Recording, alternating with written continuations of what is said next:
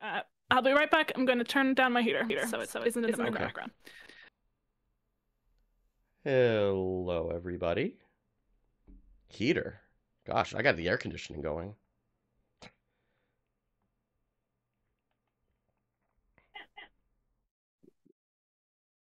It's like they were talking about breaking heat records in Boston today and tomorrow.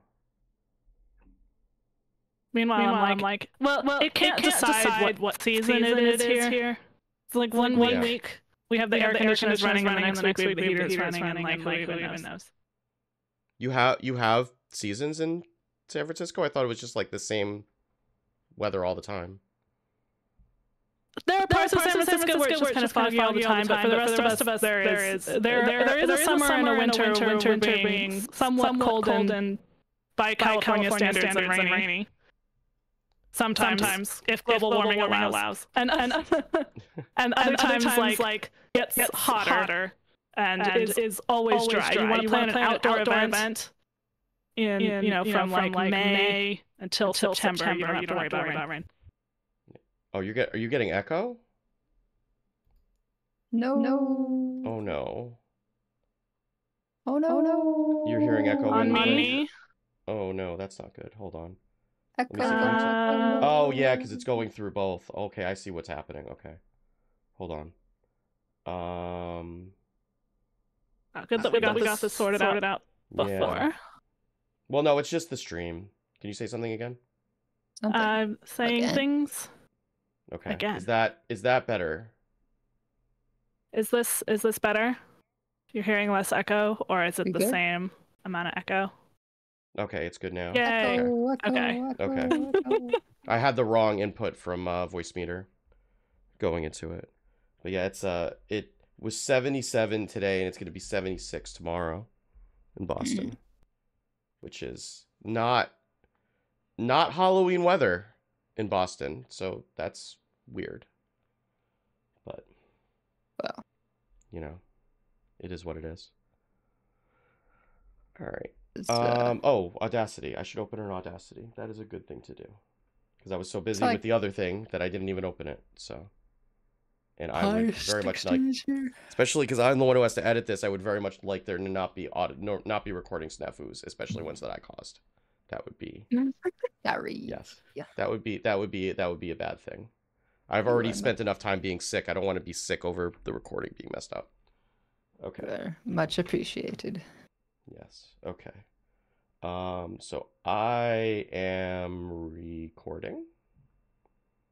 Recording. Okay. All right. 3, 2, 1, clap. 3, 2, 1, clap. Starting the show in 5, 4, 3, 2. I grant you permission to sleep. Shadows hide you. I am listening. Our paths converged. So good to see you. Hail to you. Never been so. Here, Fred Shadows. I feel does only begun. Door. Welcome to episode 419 of Coin Concede, a Hearthstone podcast dedicated to making the competitive side of the game more accessible to you. It is Friday, October 27th, 2023 in the evening. Coming to you from Nomergon, Ohio, it's me, Edelweiss. From North Rend, Massachusetts, we have Wicked Good. Hi. From Teldrassil, California, we have Megasa. Oh. And from all around the world, we have you, dear listeners. As always, we greatly appreciate your 5-star reviews. If you'd like to support the show and cannot do so monetarily, please consider leaving us a 5-star review on your podcast feed of choice. So we've got a lot to talk about with a new expansion. I think all of us have had some busy weeks in Life and Ladder in various ways. We're very glad to have you back, Wicked. How are you doing? I'm just happy to have life in addition to Ladder after the past week. So, yeah, I'm mostly better. I've been testing negative the last couple of days, and thanks for everybody who gave me the well wishes while I was while I was out. So we like decided to do the responsible thing and get our COVID boosters like weekend after last, or at least like Maureen and the twins did, and then the plan was for me and the oldest to get them this coming weekend. And you know, they get the boosters, and they set up a fort on the couch in the living room so everyone can be sick and watch 90 Day Fiance all weekend or whatever. And then Sunday comes around, and the twins are starting to feel better. Maureen's still feeling some side effects. Okay, whatever. It's we heard the boosters a little bit worse than normal, or than the other one, so fine. And then she wakes up like Monday morning, can't sleep Sunday night, wakes up Monday morning, and she's like, I'm still feeling sick. I'm going to take a COVID test. And turns out she was. And of course, I, thinking that she was just dealing with side effects, was sleeping in the same room with her all weekend. So 2 days later, I came down with it too. So, we were, luckily the kids all dodged it. So, because their bedrooms are all upstairs and we were downstairs. So we sequestered in the master bedroom. And like, if we even came out just to like try to move something into our room, like even if we were wearing masks, which we were, they were like, get back in your room. What are you doing? Get out. What are you doing? So, but luckily they dodged it. So we're not putting the BlizzCon trip in danger.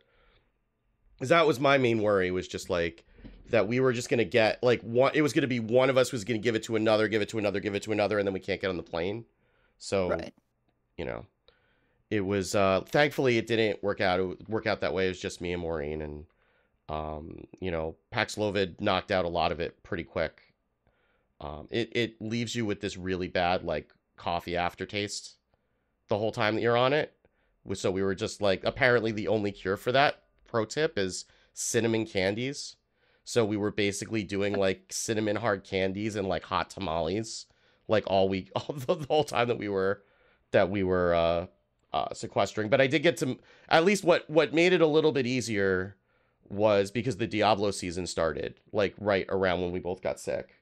So the original plan before I got sick was that I set up remote play on Maureen's computer so that she could remote play into the PlayStation 5, and then we could play together on that. And then by the time that we actually had the time to do it, I got sick, and then I just moved the PlayStation in the living room and into the bedroom, and then we just, played together in the bedroom. So we got to like level 40 or so on the new season, which is good. Wow. Because we had nothing else to do. Like, sure. We were basically that and binging Seinfeld for 5 days. Like, that was pretty much all we had time to do. But I didn't play a whole lot of Constructed while I was sick because like my brain was not up to it like at all.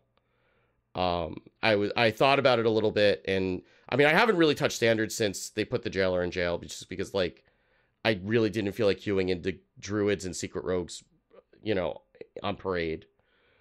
But I was trying to kind of climbing in Twist, but not really. I tried to play a little bit just to keep my quest going, but I didn't really do too much. I did play a fair amount of Battlegrounds, just because I figured my MMR sucks anyway, so it doesn't matter. And I got up to like 5,400 MMR with as much as I was playing, and I finished up the rewards track, which is the first time I've ever finished a rewards track in Battlegrounds. So, but I did, once I got better, I started. So Goku in the Discord has been sharing some off meta lists in the Twist channel, and I saw, Edel, you'd gotten Legend with N'Zoth Shaman, and N'Zoth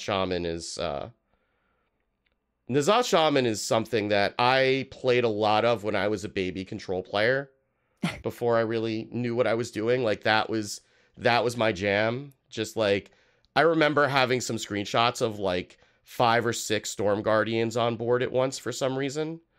Because Wide Eyes summons the 1010. So I started playing that. He sent me a list that was different because Goku's theory was that Earthshock would be very good because everybody's playing Twilight Drake. And it was okay against the Twilight Drakes. What's really good against is Eyestalk of Cthulhu. Sure. Because that goes down to a 1/1 and then it dies. And so, but it turns out like against all of the, because it's all Warlock and Handbuff Paladin. And so Devolve's very good. Hex is very good against the N'Zoth stuff, and so were Silences. You have Sylvanas reincarnate, so you can steal their death rattles. You know, and then devolving, just getting rid of the death rattles also. The Earth Shocks for all the Cthulhu things. And what I didn't realize going in was that this is a burst deck, because Leroy reincarnate is that's a lot of damage. Yeah. And because reincarnate you think about for the death rattles, because reincarnate's an old spell. I forget, it was probably like Goblins versus Gnomes, where if you kill a minion, a friendly minion, and then bring it back to life, right? So like the normal use case is, okay, well, I'm gonna kill off my Sylvanas, then I get a Sylvanas back, and I get the Sylvanas death rattle. But when you use it on a charge minion, it comes back and gets to attack again. So I had one Warlock that I bursted down on turn 8 from 25 with a Leroy, 2 reincarnates, and a Rockbiter weapon. And I do not think that they saw that train coming right at them at top speed. So I got to Legend with that on Monday afternoon, and then or maybe it was Thursday. It was just Thursday. And then I streamed last night because we were recording tonight, and played some more Enraged Warrior after the nerfs. And Enraged Warrior is still good.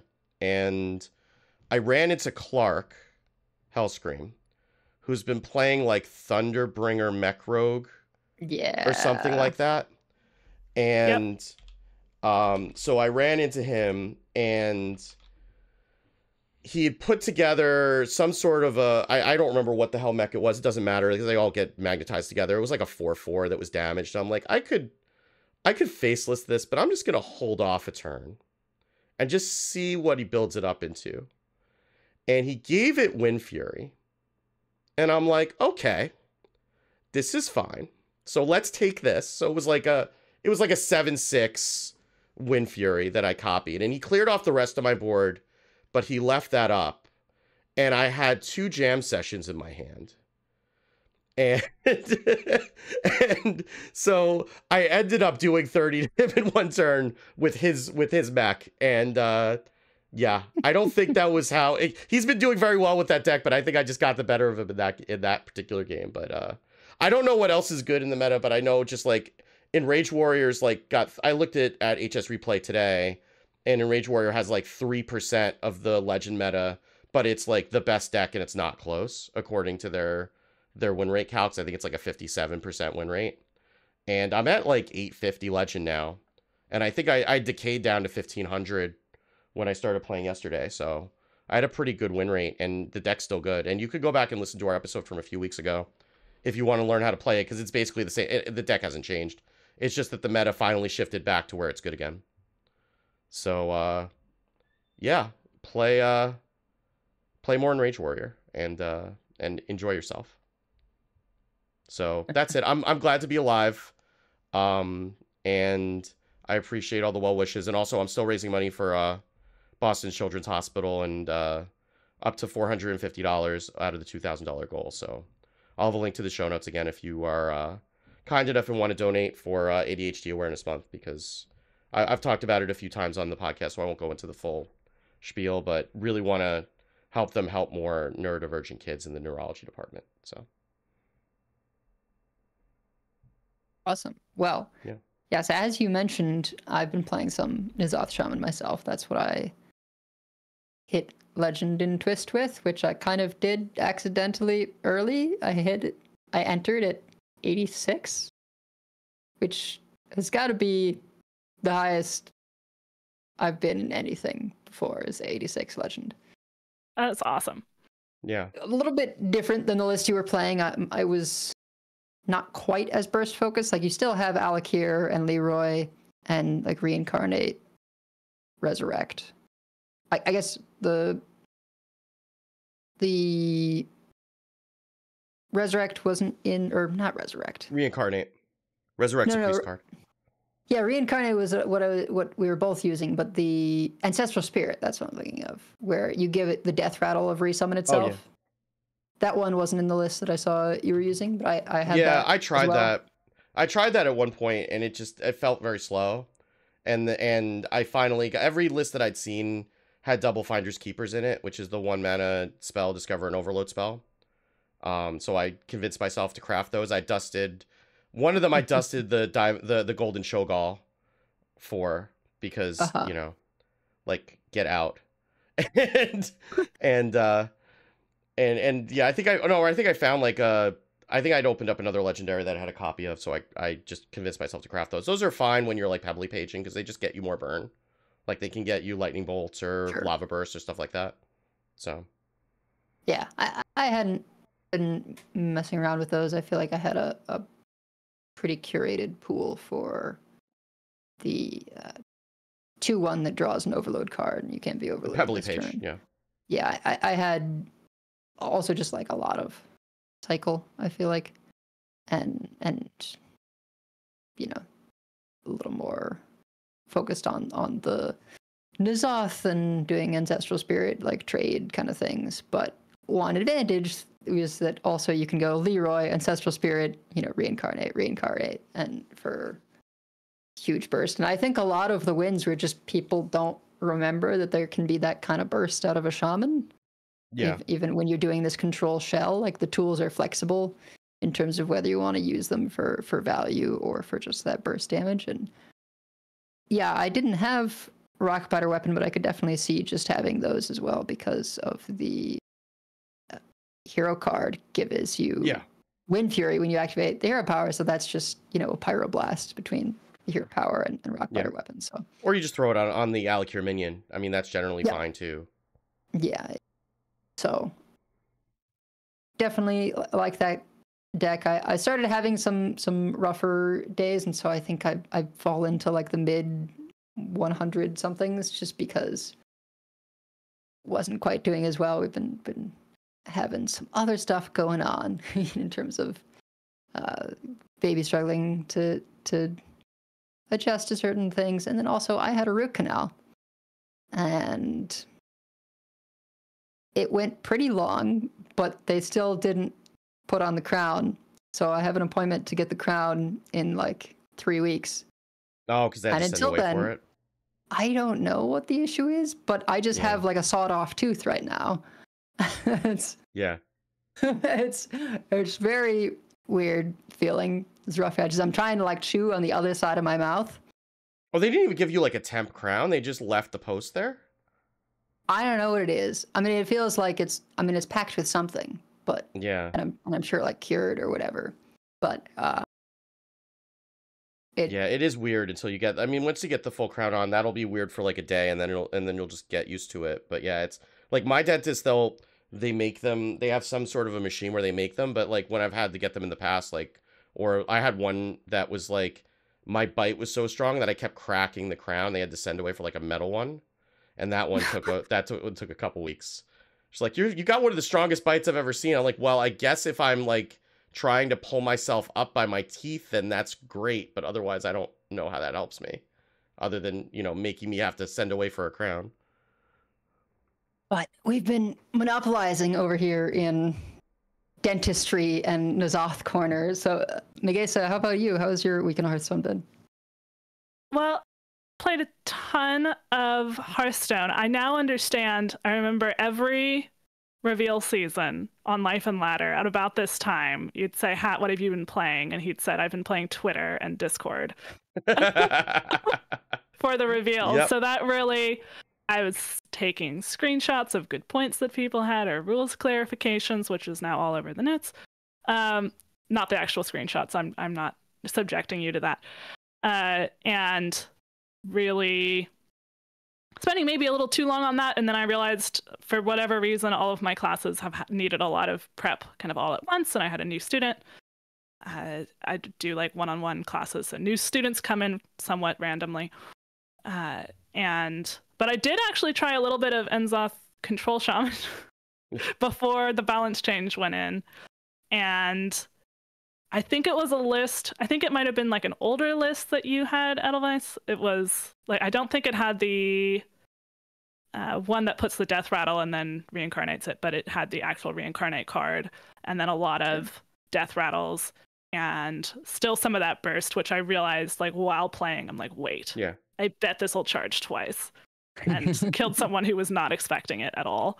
So that was actually quite entertaining. I wish I had, I don't think I knew that that deck existed at the time, and I wish I had, because I would have loved it. Or maybe I didn't have the cards for it. That's totally possible. It was a very expensive deck at the time, even. It was a lot of legendaries. It still is a lot of legendaries. But yeah, it was very expensive, and I think it was at the end of like not Kobolds and Catacombs, Mean Streets, where I'd like kind of built up enough of a collection that I was able to play it, and like it was probably a scuffed version. I feel like I had Ysera in it for some reason. That might have been like a Madame Goya version, but yeah, it was an expensive list, so it wouldn't be surprising if you didn't have the cards to play it at the time, if you even knew that it existed. It wasn't really meta either. It was like a niche thing. Yeah, and I wasn't listening to a podcast like Coin Concede to hear about the meta things. I did play a little bit of Standard yesterday, and I had 2 quests that wanted me to win with Priest. So of course, Undead Priest. So there's no druids. I can do this again. And did pretty well with it. There was a Blood DK running Starfish, and Silence is not what Undead Priest ever wants to see, ever. And I wasn't thinking about Starfish, so I just thrown everything down. Because I was like, it's not turn 5 yet, they can't Blood Boil me yet. But the cult, that is not a cult. Still going. There's a lot of, if I look at like HS Replay Legend for the last day, and Rage Warrior is crazy high, like 57%, and yep. Chad Warlock, which sure, Chad Warlock. Sorry, there's a couple Chad Warlock fans in the Discord. Yeah, so sorry to you. It's a tough matchup for Enrage Warrior for sure. Yeah. Pure Paladin, there's a lot of tier 2s though. Paladin, Mech Rogue, Arcane Hunter. I had played a little Arcane Hunter and just went back to the list that I was playing right after the mini set before we started adding monkeys and all of that stuff. So I was like, that used to work. I'm sure it's fine now. And I know a lot of people were seeing a lot of Rainbow Mage. I did not actually see a lot of Rainbow Mage, but that's definitely been something that a lot of people, especially a lot of people at Top Legend, were saying they were running into.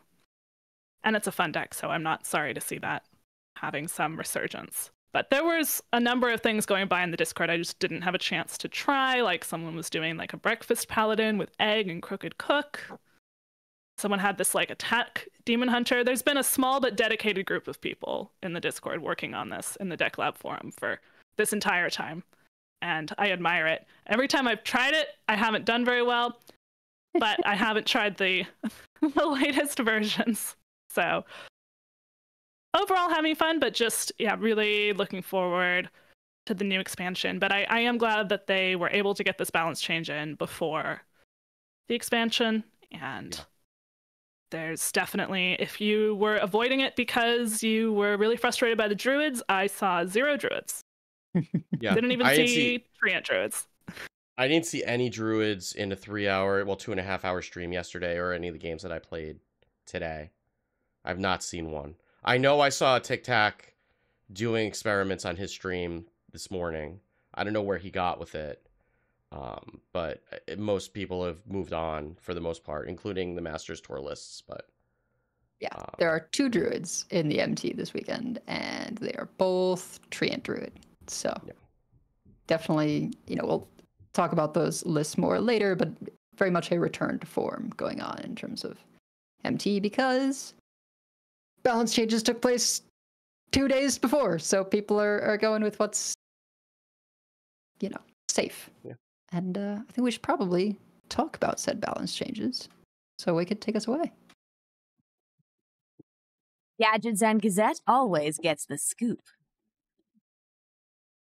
Yep, that is the most of the news this past week were the balance changes. They were announced on Monday and they went live on Thursday.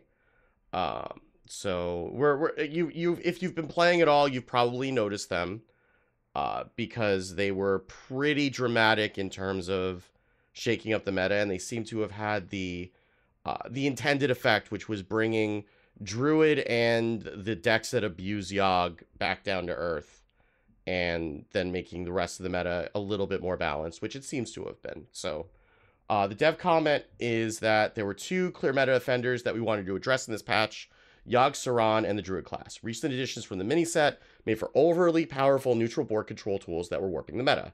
These, combined with standout Druid cards, made for a Druid shell that was able to cover its class weaknesses and utilize any number of quote-unquote finishers to end the game. These changes focus on weakening the Druid shell that facilitated these powerful finishers, while also removing negative play experiences that we believe are causing more pain than fun. After these adjustments, the Jailer and Tony are out on probation, but we'll be keeping an eye on them and the rest of the meta as we head into the showdown in the Badlands. So, as far as Druid is concerned, the changes were to a couple of 1-mana cards. Embrace of Nature and Rake both went from 1 mana to 2 mana. The dev comment being, Druid has a lot of redundancy right now, but Embrace of Nature and Rake are 2 cards that stand out as particularly integral to the class. They're also both too efficient for their cost. We considered other adjustments to Druid, but these were the 2 most standout choices. So, meaning that you can't now go Forge Embrace on 3, which was a fairly common play pattern, or just play it for 1 and then be able to play the card. It's going, anytime a card goes from 1 to 2, it's generally a fairly significant change. And I mean, Rake's been one of the most powerful cards in Druid since really the start of the year. I think it was, that was a March of the Lich King card, right? Rake? Or was it Festival of Legends? I forget. I feel like that was March of the Lich King.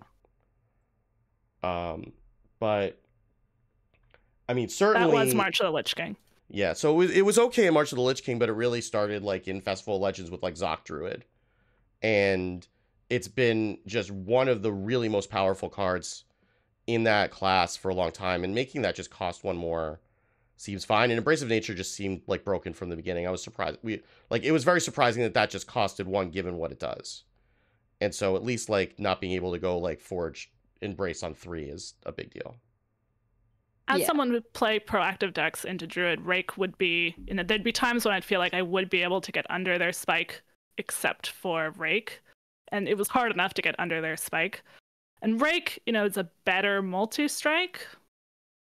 And then it was also 1 mana. Yeah. Oh. Yeah. Yeah, at least defensively, which is how Druid wanted to use it anyway. And so these mana adjustments just make things a little more awkward.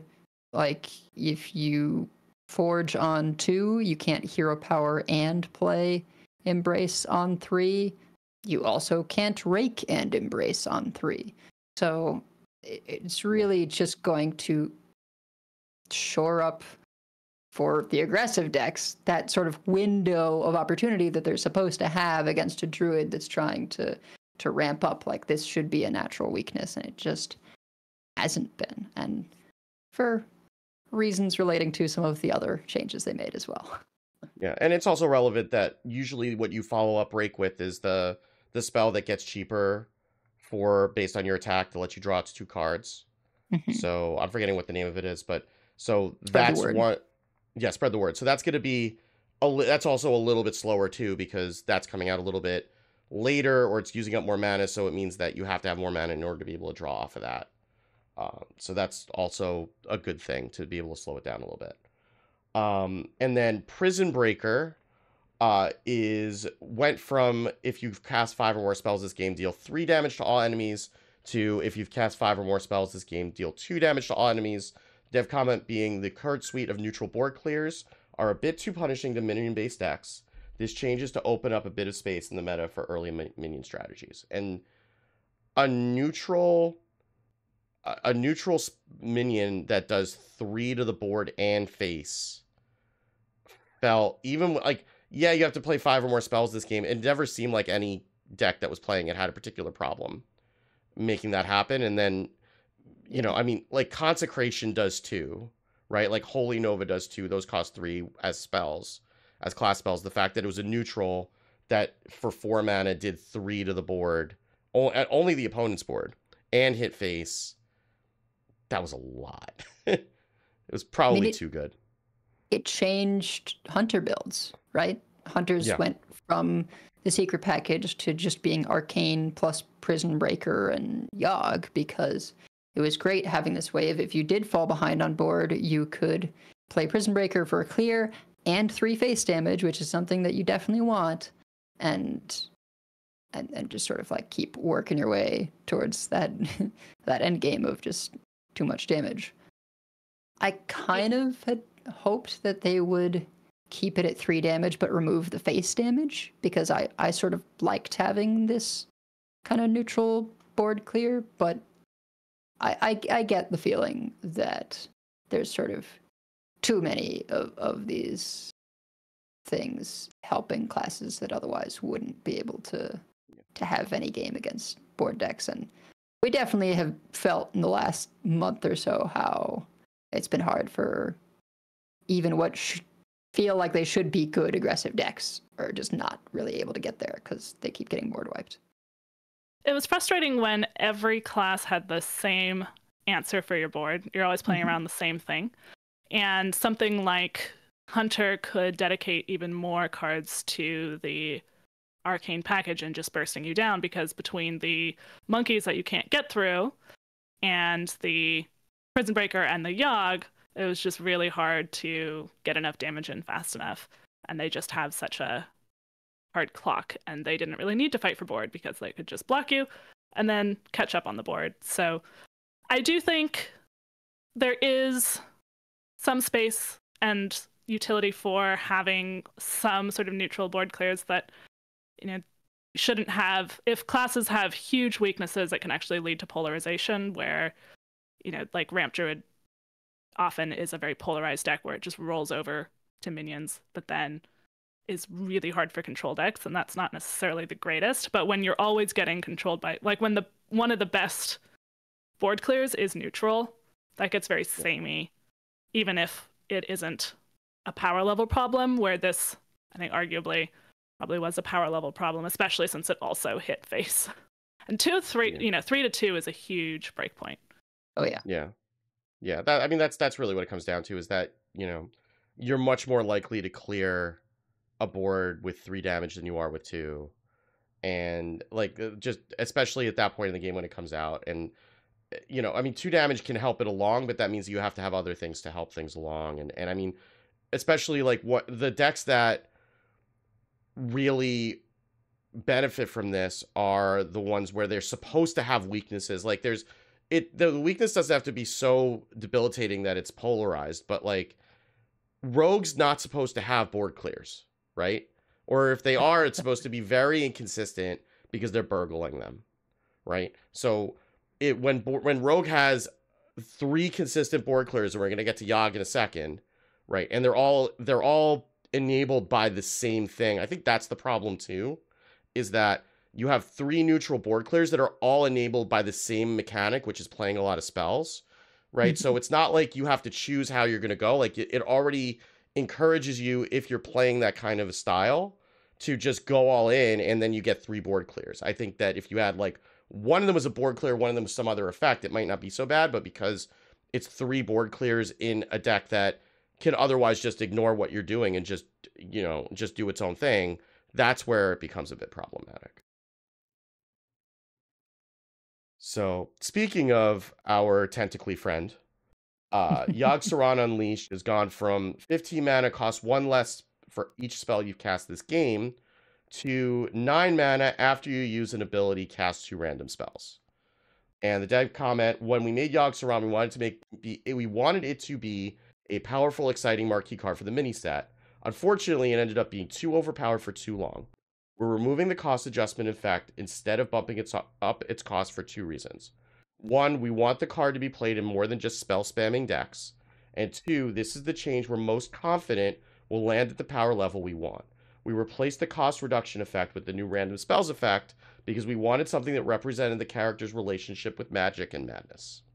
So, which it does. I mean, having it cast random spells when you're using the effect is a little bit more flavorful. There was definitely a complaint when it was released that it didn't feel Yoggish, unless you were using the create tendrils in your hand, which nobody would unless it managed to stick for 3 turns. I mean, they did the first week, right?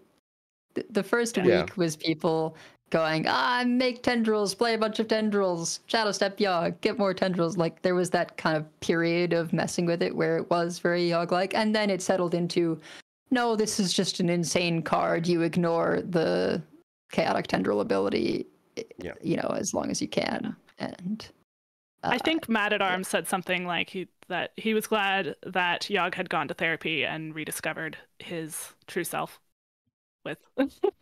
Yeah, I guess this was a change that I honestly didn't expect to happen so soon. I thought they were going to either let Yogg breathe a little more, or maybe, as you say, try something like just adding more cost, which would have to some extent exacerbated the problem with, like, I'm glad they went big like this, because I think people would have been very upset to see just Yogg wars back and forth so much, in particular with Master Store coming. But this was a pretty bold change, like to just go a flat 9 mana versus something that we got to know as it reduces for playing spells. Like, it's a very, very different card. And once you tack on the, after you use an ability, cast 2 random spells, I don't know, for me, that just makes it bad, right? Like, it has these insane abilities with the cost of you don't know what the heck is going to happen, which is more Yogg-like. I'll give you that. But it's there's a little piece of me that's sort of like, oh man, we had like a good Yogg, and now it's a bad card because it has this uncertainty, this Yogg-like uncertainty of like, well, to get this really incredible effect of mind control, although the mind control now only at 1 mana discount. But I mean, both of them now, when you have to pay 9 mana, getting the board clear, getting the mind control is, pretty. Yeah, you are really wanting. You are really wanting those 2 spells to pay off. In that way, it's almost like you're getting a little bit of a mini prison, because theoretically, if it survived, you could do it again, but it's still a huge target to kill. It's especially a 9 mana, the opponent can almost certainly deal with it. So it is pretty expensive for the abilities that it has at that point, especially if the spells don't work in your favor. Yeah, or if the spells kill itself, right? Like, it doesn't say at enemies or anything. So but that's always been the thing that Yogg did, right? Like, Yogg would cast a bunch of spells and kill himself in the process. And I guess that's what Yogg does. And I mean, I think, so speaking as a control player, right? Like, the thing that bothered me about Yogg is that the mass hysteria effect was one of the most consistent and effective board clears in the game, right? And it often didn't cost you anything. So, like, when you think of like a board wipe, right? Mm-hmm. You think of something like Whirlpool, Soul Stealer, Twisting Nether, right? Those all cost 8 mana, right? And that, which means that when you're pulling the trigger on a guaranteed board wipe, that, first of all, those are both sided, right? So you're wiping your board in addition to your opponent's board, which Yogg is not doing. And also, that's your turn. You're spending your turn wiping the board. And Yogg, in the old way, you would wipe the board and then have pretty much most or all of your mana to then do whatever you wanted. And I think that's really what felt bad about it, is that not so much that your board was getting wiped or that one of your minions was getting stolen, but then they had all their mana to do whatever they wanted after that and continue as though there was no cost to it. I mean, yeah, there's a cost, in prep to get it to that point. But, like, there wasn't a cost in terms of, like, it being a decision of, am I going to clear or am I going to advance my game plan? This was why not both. So I do like them making it 9 to make it a choice of, do I want to use this really efficient board clear, or do I want to do what my deck wants to do? Yeah, and I guess I just felt like I wouldn't have personally wanted to go, like, this murderizing the card so soon. Like, I might rather have said, okay, it reduces, but it can't below 5 or can't go below 7, right? Like, so because the times where someone played a 7-mana Yogg against me did not feel so bad, right? When you had, either a mage or a hunter trying to reduce their Yogg and they hadn't gotten it that low, it was usually not your rogues or druids, right? These other classes that were including it. And they play it, and as you say, yeah, that's the turn, and it's powerful card, and that's cool. And I think if you could kind of lay a floor so that it's like, well, it never reduces below 5 or below 7, so that's just the experience for even the classes that turbo spell, right, where they have this big cost. I feel like I would have liked to see that tried out, but this iteration, while it maybe encompasses that Yogg spirit, to me it's just a dead card now, and that feels a little sad. Good. I think they not really, about you being sad about being a dead card. They said this is the change we're most confident will land at the power level we want, and so it definitely sounds like after the balance windows meant that it wasn't addressed for so long, I can see them going for a higher change. I do think 9 is a bit of a lot. It really, when it felt most bad, was like when Druid played it on the same turn that they played 10 other cards. Yep. And like also got ANR down, and also, when they do absolutely everything, but you still have a board, so maybe you can still do something, and then nope, you do not have a board. And that there was no way to play around it, because you either, I was playing a lot of Paladin, and Paladin could definitely beat Druid, and that was why I was playing Paladin. But it was, you couldn't really play around this card per se, because if you go wide, they do the Hysteria effect, and if you go tall, they mind control it. So if they have to pay mana in order to do that, that is better. I do think it's arguable whether 9 mana was too much, but I can see them wanting to be safe on that and not have the same decks abusing it in the same way. Yeah. So we had 2 other changes. So just because Yogg is fixed, or in whatever sense of the word you would like to think of it as fixed, is back in his prison. Yeah, we still have Tony and the jailer to deal with. And Tony, we were actually talking about this 2 weeks ago when we were kind of musing about what the changes would be. Tony got like straight up Eluciid, and I think it's actually really a good change for the card. So Tony went for 5 mana, both players' decks are swapped, finale, draw a card, to 7 mana, Battle Cry, replace your deck with a copy of your opponent's finale, draw a card. And Tony is now also unbanned in Wild following this change. And the dev comment is, when cards are causing problems when they're played the way they were designed to be played, that means they're ripe for a redesign. Piracy is not a victimless crime, and Tony only really appeared when he was causing problems.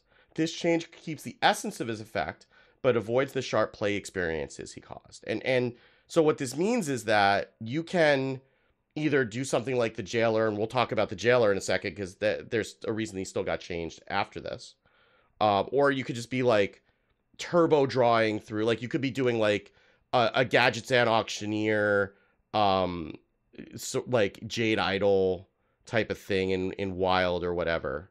I mean, I guess it wouldn't be Jade Idol because you would want to keep drawing the Jade Idols, but something where you're like turbo drawing through your deck, and then you can play Tony to then alleviate the fatigue aspect of it, and then get your opponent's deck. And from what I understand, you get the deck in the same order that the opponent's deck is in. So if you can draw ahead of them, if you can get the finale off, then you'll actually know what they're drawing before they draw it.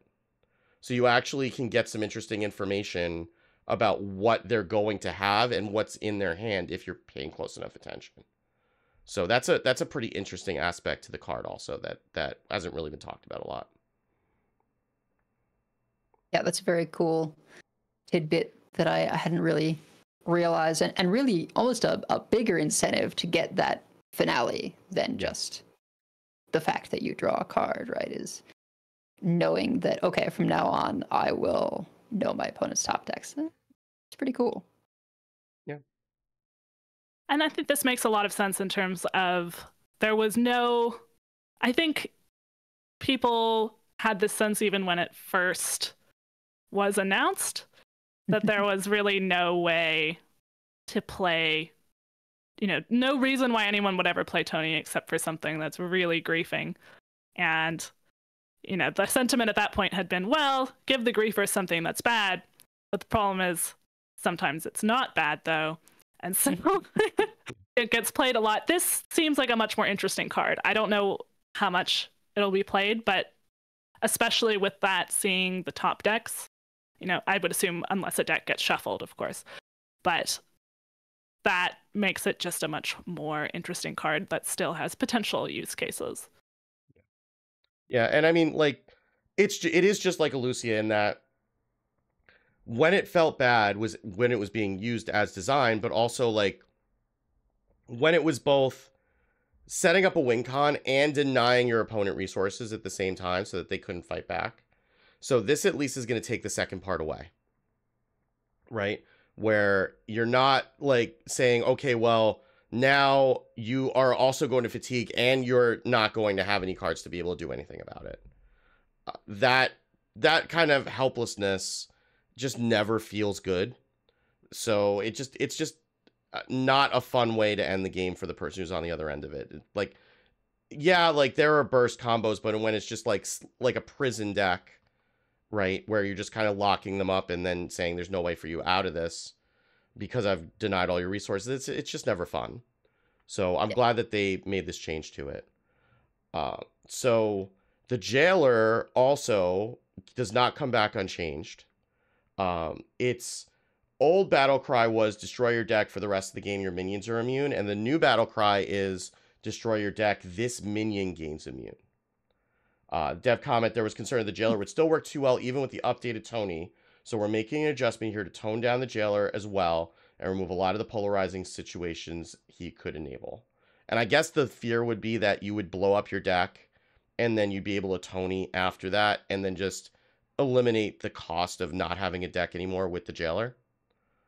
Yeah, I actually kind of was enthused about that idea, but I guess they were just erring on the side of caution here, which seems to be the theme of this patch, is just like murderize everything so it's not a problem again.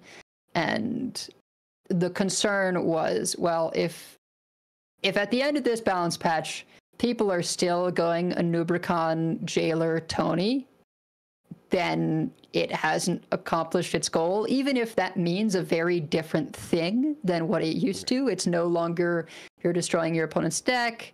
The fact that Tony is a battle cry now and wasn't a static effect, right, means that even if you were to kill the Tony, they still have a copy of your deck.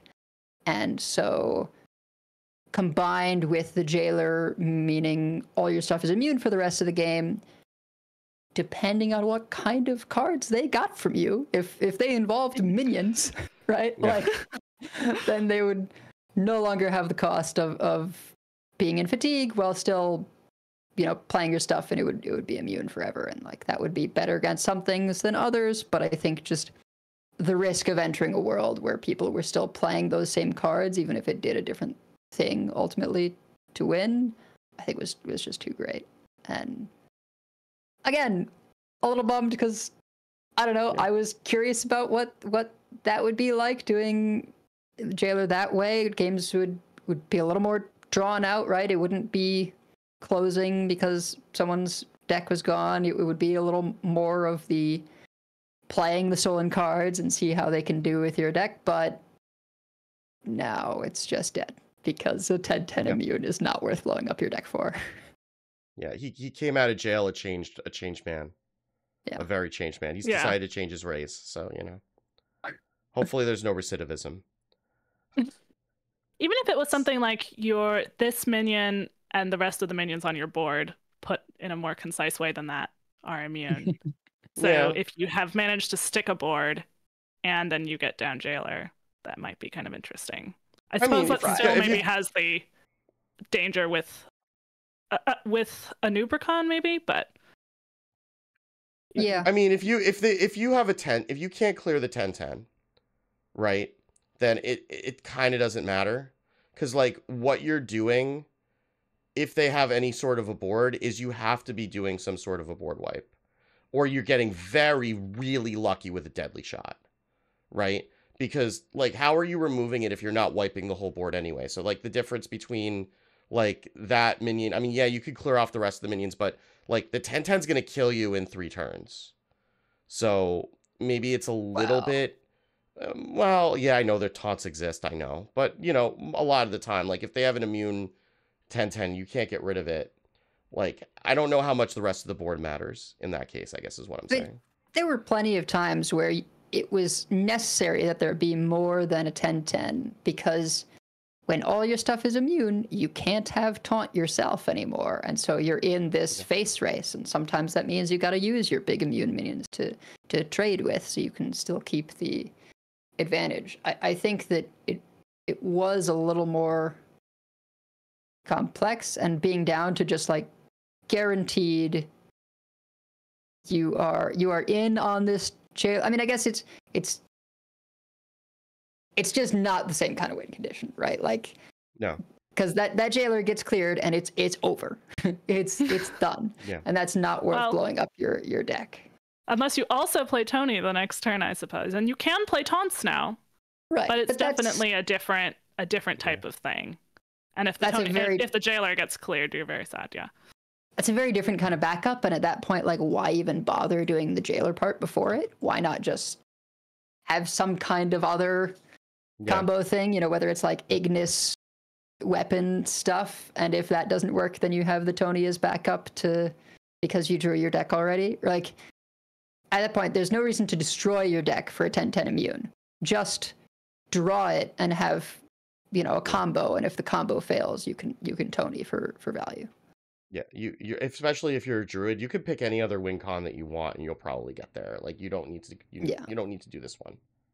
Like, you know, again, like the only time that this has really been, well, I mean, I guess it's not the only time because we had it in Paladin, right? But like a lot of the times it's been if you wanted, there's a reason you want to blow up your deck, right? Which has been Tony. So that's the only time that we've seen it really this standard year. It was only like when it was first released that we would see it in like the Order in the Court decks before we got the Countess and we got like better things to do. The last change that was part of this patch was that ranked anomalies were updated, and predominantly there are several that have been removed. Driven to Greed, which is whenever a player ends their turn with unspent mana, they get a coin. Army of the Corrupted, the first minion played on each turn costs 1 less. Spread the Corruption, the first spell played on each player's turn costs 1 less. The dev comment, these are the most game impacting anomalies, especially when they disproportionately affect one player over the other based on their deck choices. I know I would groan and roll my eyes all the way back in my head when I played against a druid and we were on Driven to Greed, especially with Yogg the way that it was, because they would just have all those extra coins to be able to get Yogg out even faster. So these are good, and this just means that you can hit the one that turns all your cards golden more often, which is, you know, objectively the best anomaly. So there were some other changes to Battlegrounds and Duels. We're not going to cover those because we've got a lot to talk about. You can go read them in the show notes if you would like to, but part of what we have to talk about is we have some tournament news because we have a Masters Tour coming up. So let's talk about that. Oh, yes. Before we go to tournaments, I feel like this goes into news. We will be at BlizzCon next week. We'll be recording from there, reporting that for you. And if you are there, we would love to meet you. Keep an eye on the Discord, on Twitter if you are still on Twitter. Have an account on Twitter to see it. And I think we had penciled in that we would try to make sure we were in the Hearthstone Tavern on Saturday at 10:30, but definitely check the we will let you know if it's going to be different than that. We'll remind people, but we would absolutely love to meet you if you are at BlizzCon. And even if you're not, we will be reporting from there. Yeah, and I guess the other piece of show-related news is that we will have our card reveal at 7:30 p.m. Eastern on Wednesday, November 1st. That is not going to be a full episode because I am going to be on a plane, but we are going to pre-record it and then have the reveal streaming on the Twitch channel. Then and we'll also post it to Twitter and everything. So come by 7:30 p.m. on Wednesday the 1st, and you will get to see some Paladin cards. And those are fun. We got to see them already, and I'm excited. I'm very excited. But I'm also excited for the Masters Tour, so let's talk about that. It's the climb.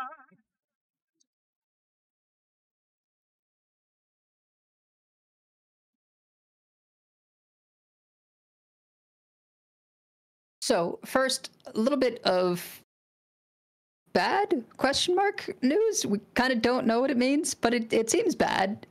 It looks like Blizzard have officially deleted the whole Hearthstone esports section on their website. So all previous links to things such as old Grandmaster standings now just direct to the esports section on the news.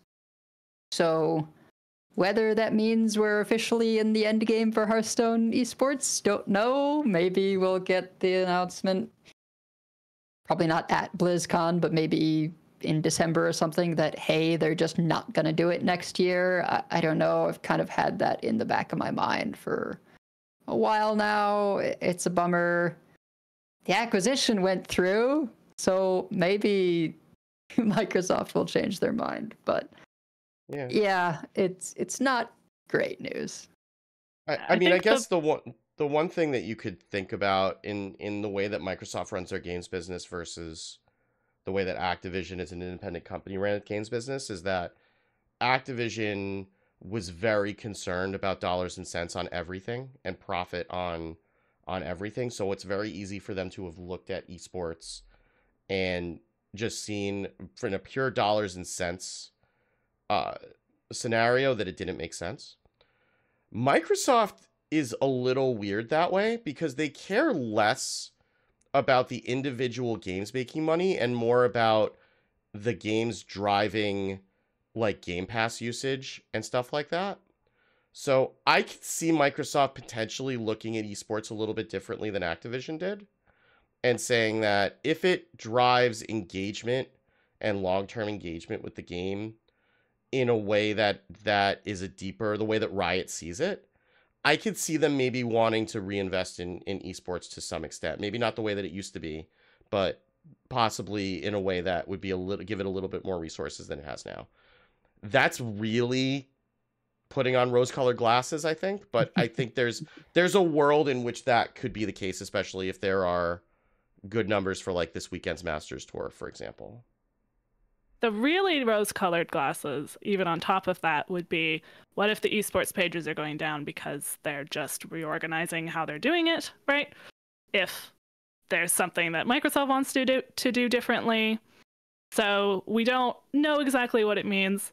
I don't know that that's likely per se, but it is possible that it's not just HS Esports website in general is gone forever, but yeah, so just raising that as a possibility, but it's also, something that we'll have to see, or maybe that Microsoft will have a different approach to.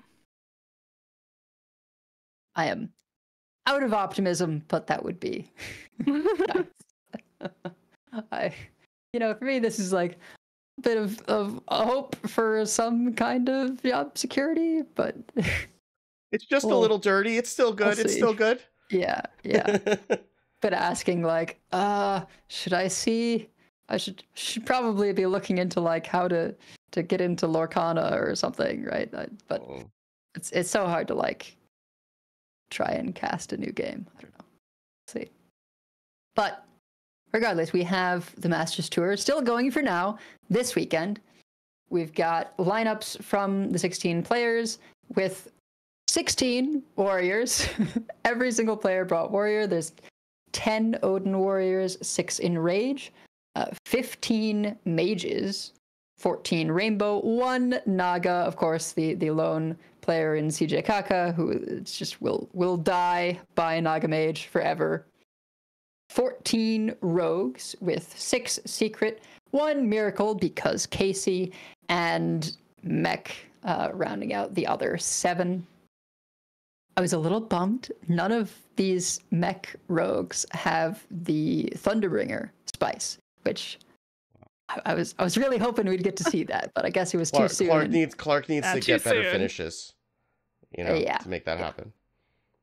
I thought it was someone else besides Clark that posted, but yeah, I think with just only a day or two to get things together, people are playing it a little safer. So this is also not the tournament where you're going to take chances in general, right? Well, like you have to win this tournament, especially for the folks that are not close to qualifying for Worlds on points. Like, this is the last chance.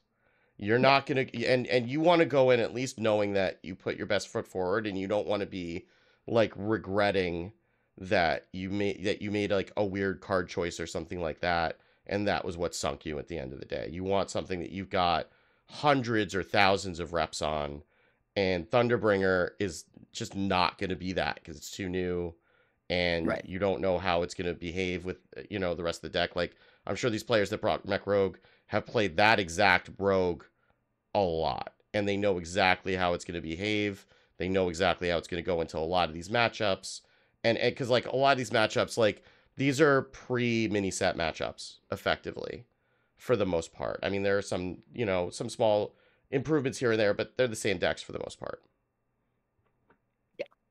Speaking of same-ish decks, although this one has seen more changes since it was last around, and that is the Nature Shaman, of which there are 7.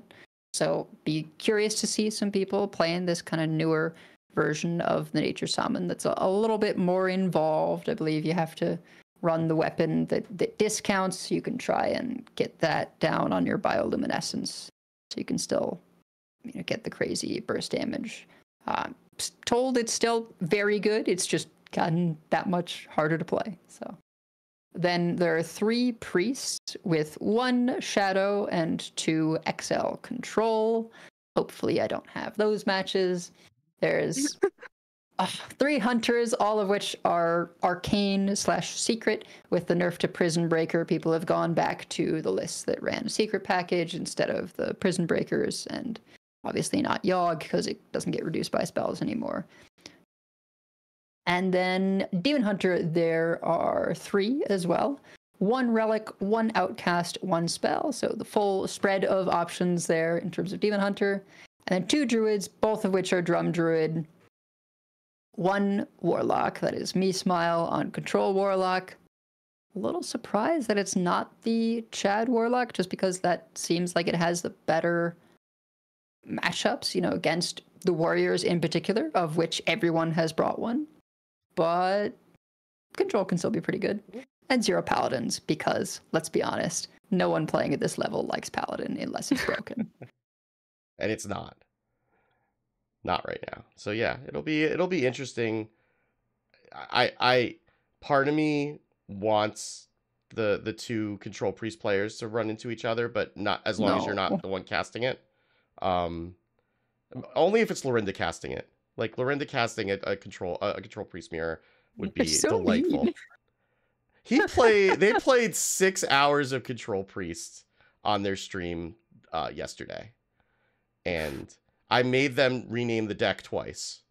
Once to Wicked was right because he started out calling it Don't Tell Wicked, and then the second time I made him change it to Love Neverlasting because they kept forgetting to cast spells when they had Love Everlasting up.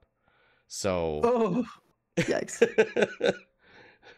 So, they put in all that practice. I'd love to just see them be able to make use of it. 45 minutes, final game. Just like Worlds was over an hour, wasn't it? Oh yeah, that game took forever. Worlds. Yeah, that was incredible. Yeah, Duel Links Falnas. Let's go. Let's make it happen. As long as you're not casting. Yes. Yeah. Well.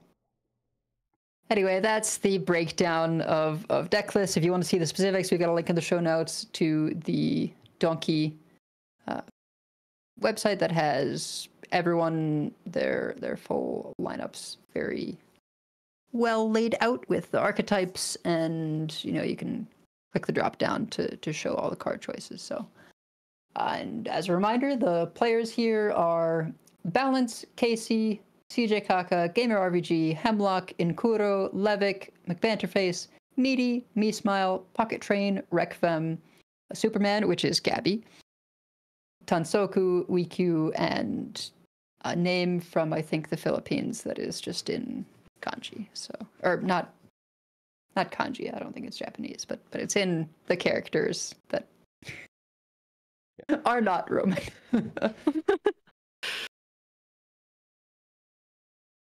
Yeah, I'm gonna have to ask about what we're saying for that player, because I'm sure they'll have some sort of a transliteration. And if you do want to watch the Masters Tour, it is Saturday and Sunday, 9 p.m. Eastern, 9 a.m. Eastern. No, 9 a.m. Pacific, 12 p.m. Eastern. And on the Twitch and YouTube channels, there are Twitch drops for watching for some number of hours. You can get up to 2 packs. Also, while we're talking about free packs, there is yet another free standard pack in the shop if you missed it. So go get that if you're looking for more cards to put into your collection. Oh, and I got the flag wrong. It is Taiwan. That's the country for this player. So, yeah, should be, another stacked tournament. We'll be rooting for Pocket because, oh my gosh. Oh, poor guy. Yeah. Pocket, maybe Gabby, could go for some Gabby jam, but yeah, or Pocket. Anyway, we've got lots of cards to talk about, so. Yeah. So let's talk about those.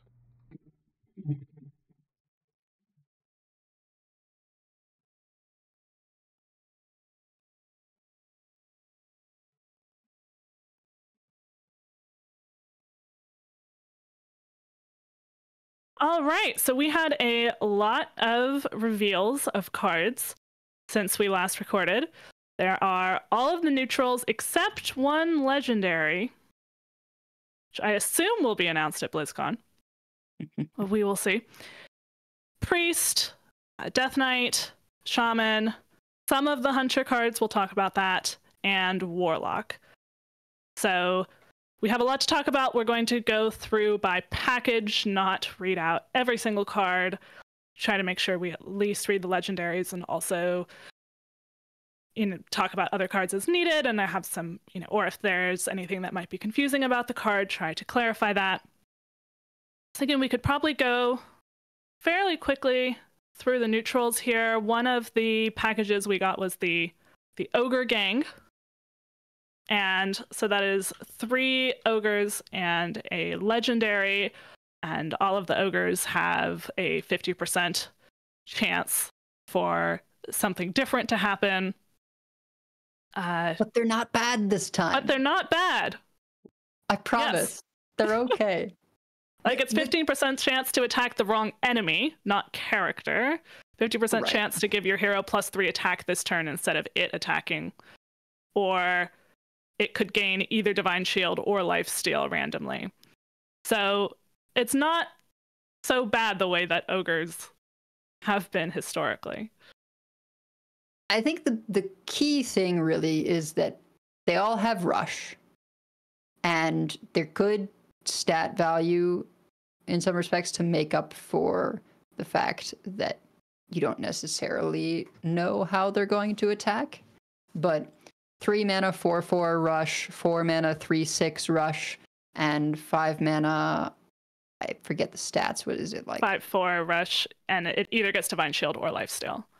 Right. And so that one probably is going to be the most like, oh, you might feel a little worse about it if it doesn't get the Divine Shield because you're attacking with 5/4 and then it just ends up dying. Maybe you need the Lifesteal, but in general, they're like pretty good bodies. You're getting the Rush, so you're going to be able to, remove a thing probably. Like, If you're having to do it because you get 3 attack instead of the minion does, okay. If you attack in with rush and it hits face instead of the minion you wanted to hit, like, there are definitely some bad outcomes, but if you're using them as like trying to be the aggressor, I think you're not going to feel the like bad rolls as much, and that's all maybe okay because there's a payoff. Yeah, you still wouldn't run them if it was just these, but so there is a legendary Kingpin Pud, 6 mana, 6/7, of course. Battle cry, resurrect your ogre gang, give them Wind Fury. And they all have rush again. So if their opponent has enough enemy minions, they're all going to be able to attack things. The one that could attack the wrong enemy has a couple chances to go face, potentially. If that's what you end up needing at that point in the game. So, and that's just a lot of stats for 6 mana. If you've played the other ones, even if you haven't played all 3. It's just a lot of stats. There's potential to curve it too. Like 3, 4, 5, they're all dead, and then you play Kingpin, get them back. On 6, yeah. I'm sure they did that on purpose to give you a nice curve. You're playing all these in your deck, though. Like, can we just talk about the fact that you have to play all of these in your deck in order to get the Kingpin to go off, and like, what are we doing? Right? Are we gonna? I mean, like a 4 mana 3/6 that sometimes just gives your hero 3 attack instead. So then you're taking damage when you're gonna attack. I mean, I guess if you have like a weapon, maybe that's fine. Maybe if you're a warrior, but like. Or you get to go face. But you could still go face with the minion. I guess it's that you get to go face on the turn that you play it. Yeah, but like I don't know. I mean, I guess then maybe you could get like 6 damage from your. I don't know. It feels like you're playing the 3 and 4 cost watchtowers is what it feels like. Well, yes, and that's definitely the thing I'm most reminded of, right, is when you played a bunch of watchtowers to get the 7 mana card that gave you 5/5s for each one you played that turn. In this case, rather than getting those 5/5s, you get the stuff back, but since they're not watchtowers, they can attack. The fact that they all have rush and resurrecting them gives them Wind Fury, I think, is a big deal, right? It's a lot better being able to do it with Wind Fury than not. And there could be hilarious things where it's like, you rush in and you get the +3 attack, and you rush in and you get the +3 attack, and like you get to do just potentially a bunch of face damage, even though what you summoned were rush minions. I think this is still leaning towards the side of like fun stuff to do rather than good stuff to do, but it's a pretty cool little thematic package, and definitely better than previous iterations of ogres that we have seen. Like, given the neutral legendaries that we have seen over recent sets, I will take this any day over Denathrius and Theotar, right? I like the neutral legendaries being tier fun, right? It's fun. It's thematically interesting. It's a win from that perspective. I would much rather. I don't think that these are competitively viable and good, right? Like, good. Don't let them not be competitively viable for once. Like, because like when the neutral legendaries are good, it's not the top end of every deck, right? If there are any decks that are playing this, it's not going to be that many. It's definitely I want to get a lot of stats on the board quick kind of deck, instead of I'm just going to sit here and then have one card that wins me the game kind of deck that we've had before with some neutral legendaries. So even if it's good, it's not as consistent just by virtue of ogres, even though I think you do consistently clear the board at least. Or if you don't clear the board, you went face, so maybe you're not sad.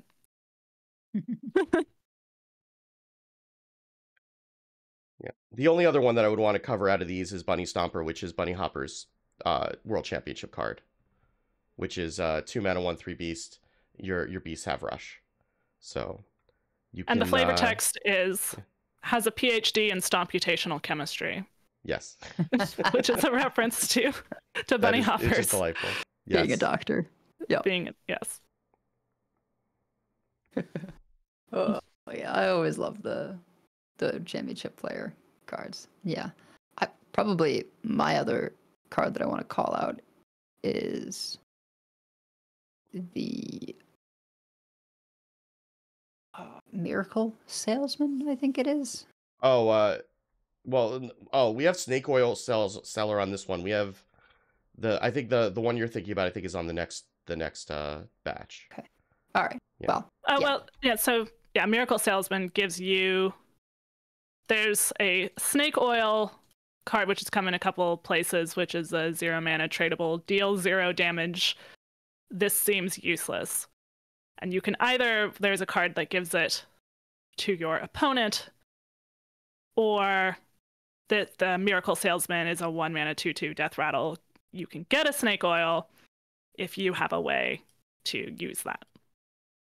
So the fact that it has tradable is just what really has me intrigued, because yes, it is a 0 mana card that says deal 0 damage. But if you're just an aggressive deck, 1 mana 2/2 is good stats for the cost. There's times where you're going to be low on cards and you're like, yeah, okay, I've got time now. I can spend this 1 mana to trade away the Snake Oil. And you're not going to love if it comes back around again, but it's still a card in your hand that you can get rid of to turn into something else.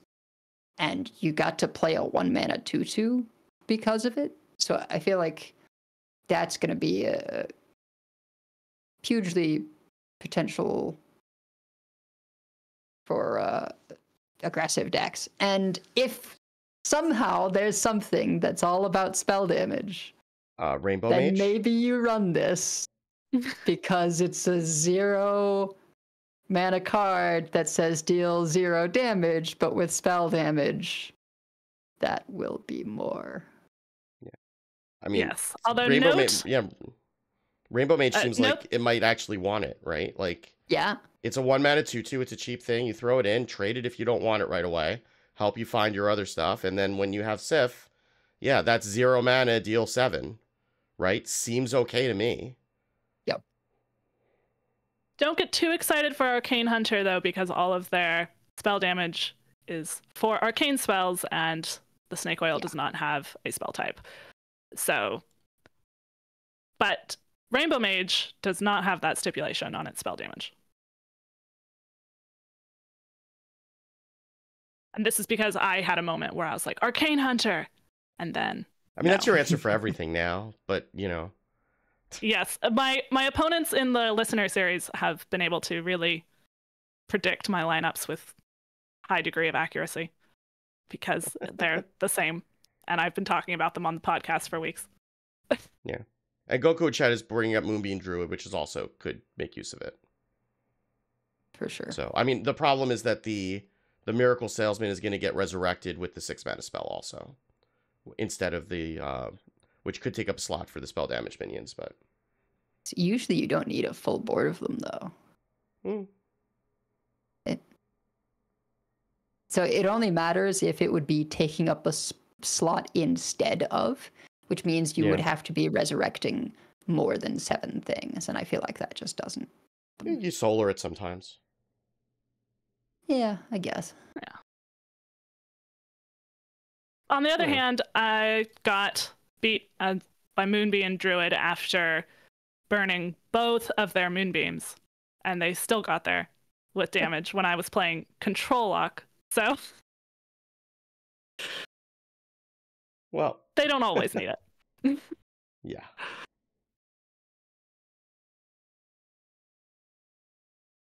All right. So, is there any other neutral? There's other neutrals in the set. Definitely go check them out if you haven't. I think already. The partners are the only other ones that I think we want to talk about.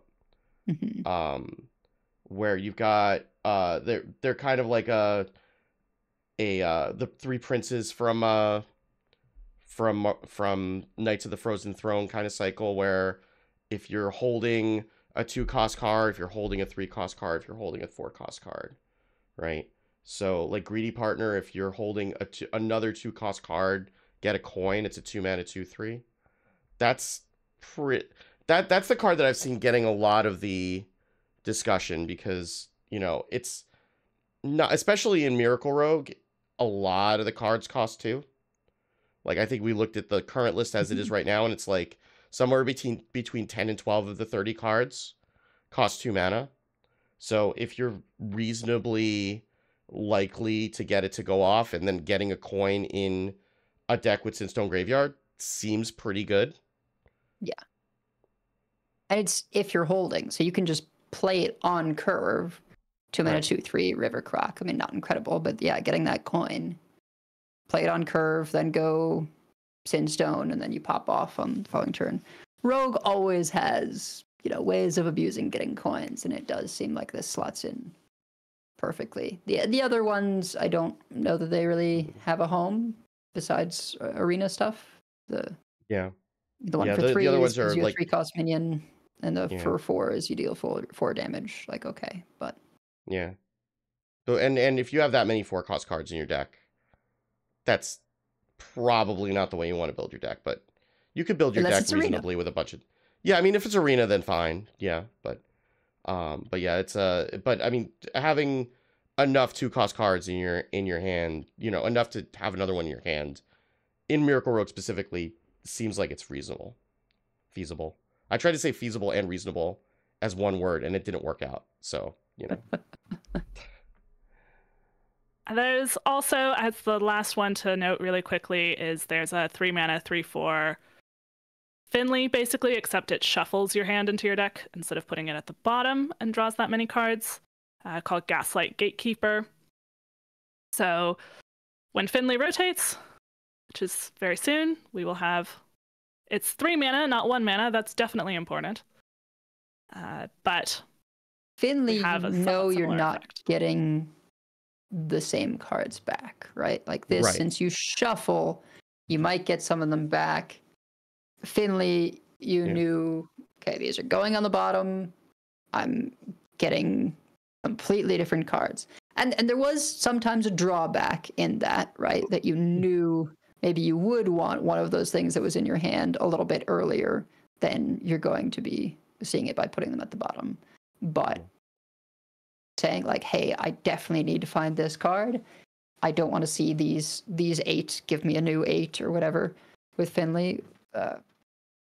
Yeah, this is similar, but it more is like plot twist than what Finley does. And I don't know what we do with a neutral plot twist. Yeah. Plot twist didn't really see play until we had the quest deck that cared about drawing 20 cards. So yeah. I mean, the other thing with Finley is that if you didn't get the cards that you wanted from the bottom, you knew that you were likely to draw them soon because everything that was in between was left alone, right? And now you might just be setting yourself further behind. But again, Finley's going to rotate.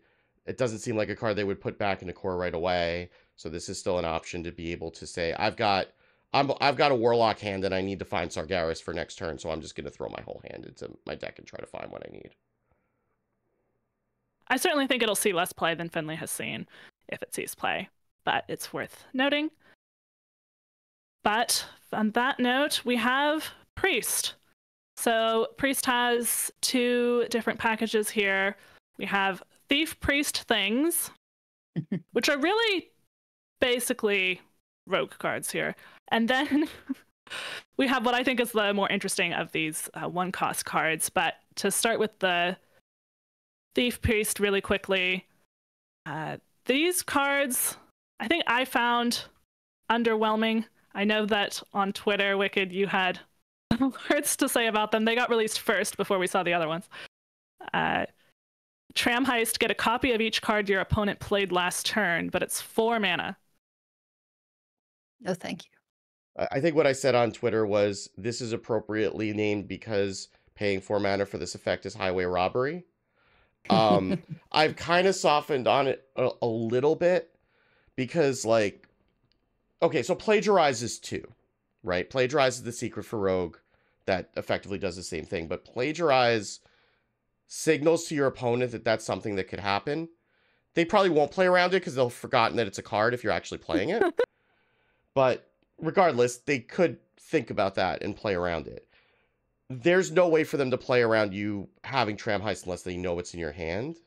So theoretically, you could play that and then, you know, wait for them to go off, play it, and get a whole bunch of stuff in your hand. The problem with a card like Tramheist is that it derails your game plan because you need to play it on the turn when it's good because you may not get another chance. And that's not great. It's like the Chameleos effect, right? Where you had to play it that turn because it fit in, but it might derail what else you had to do in order to get value out of it. And I mean, I guess if you're using Harvester, you could still discount it with the 2-drop. If there are minions on board, you could steal them with Harvester of Envy, but that's going to be expensive. I don't know. It seems bad. This is for turn like 14 of a Control Priest mirror. And you get extra of whatever it is that you need. And then they get both of your copies of the thing with their Tramheist. But in most other matchups, I would see it as a, you know, an expensive card. And if they've just played all their good stuff, do you have the luxury to spend 4 mana to not do anything right away? And do you have the hand space for it? Yeah. It's like a lot of things have to go right, much like a Tramheist. So, you know, and Posse Possession is even more baffling, which is a 4-mana shadow spell. Summon a 4/4 copy of a minion that's in your opponent's hand. Why? Why are we doing this? You're not. Like, if you know something specific that's in there, and like you know that they have like an Aman'Thul, fine. But like, why wouldn't you just play a 4-drop? Right? That you know what it's gonna be? Like, it's not even well statted for the cost. It's just like a 4-mana 4/4 that maybe if you're really lucky and you were a really good boy or girl this year, then you're gonna get something that has like a Death Rattle or an effect or a Titan. But like, unless you're getting it from like Svalna Visions, which you could, right? Because it's a shadow spell. Like, I don't envision any scenario where you'd like, we had, oh, what the hell was the card that would like summon a minion from your opponent's deck? Summon a copy of a minion from your opponent's deck for Priest. I don't even remember what the card is because it was that bad I never played it. But it's the same thing. It's not good. I don't even when I know put why we need this. Like the worst possible cards into Priest decks, I looked at that one and was like, why are we playing this card? We're not playing this card.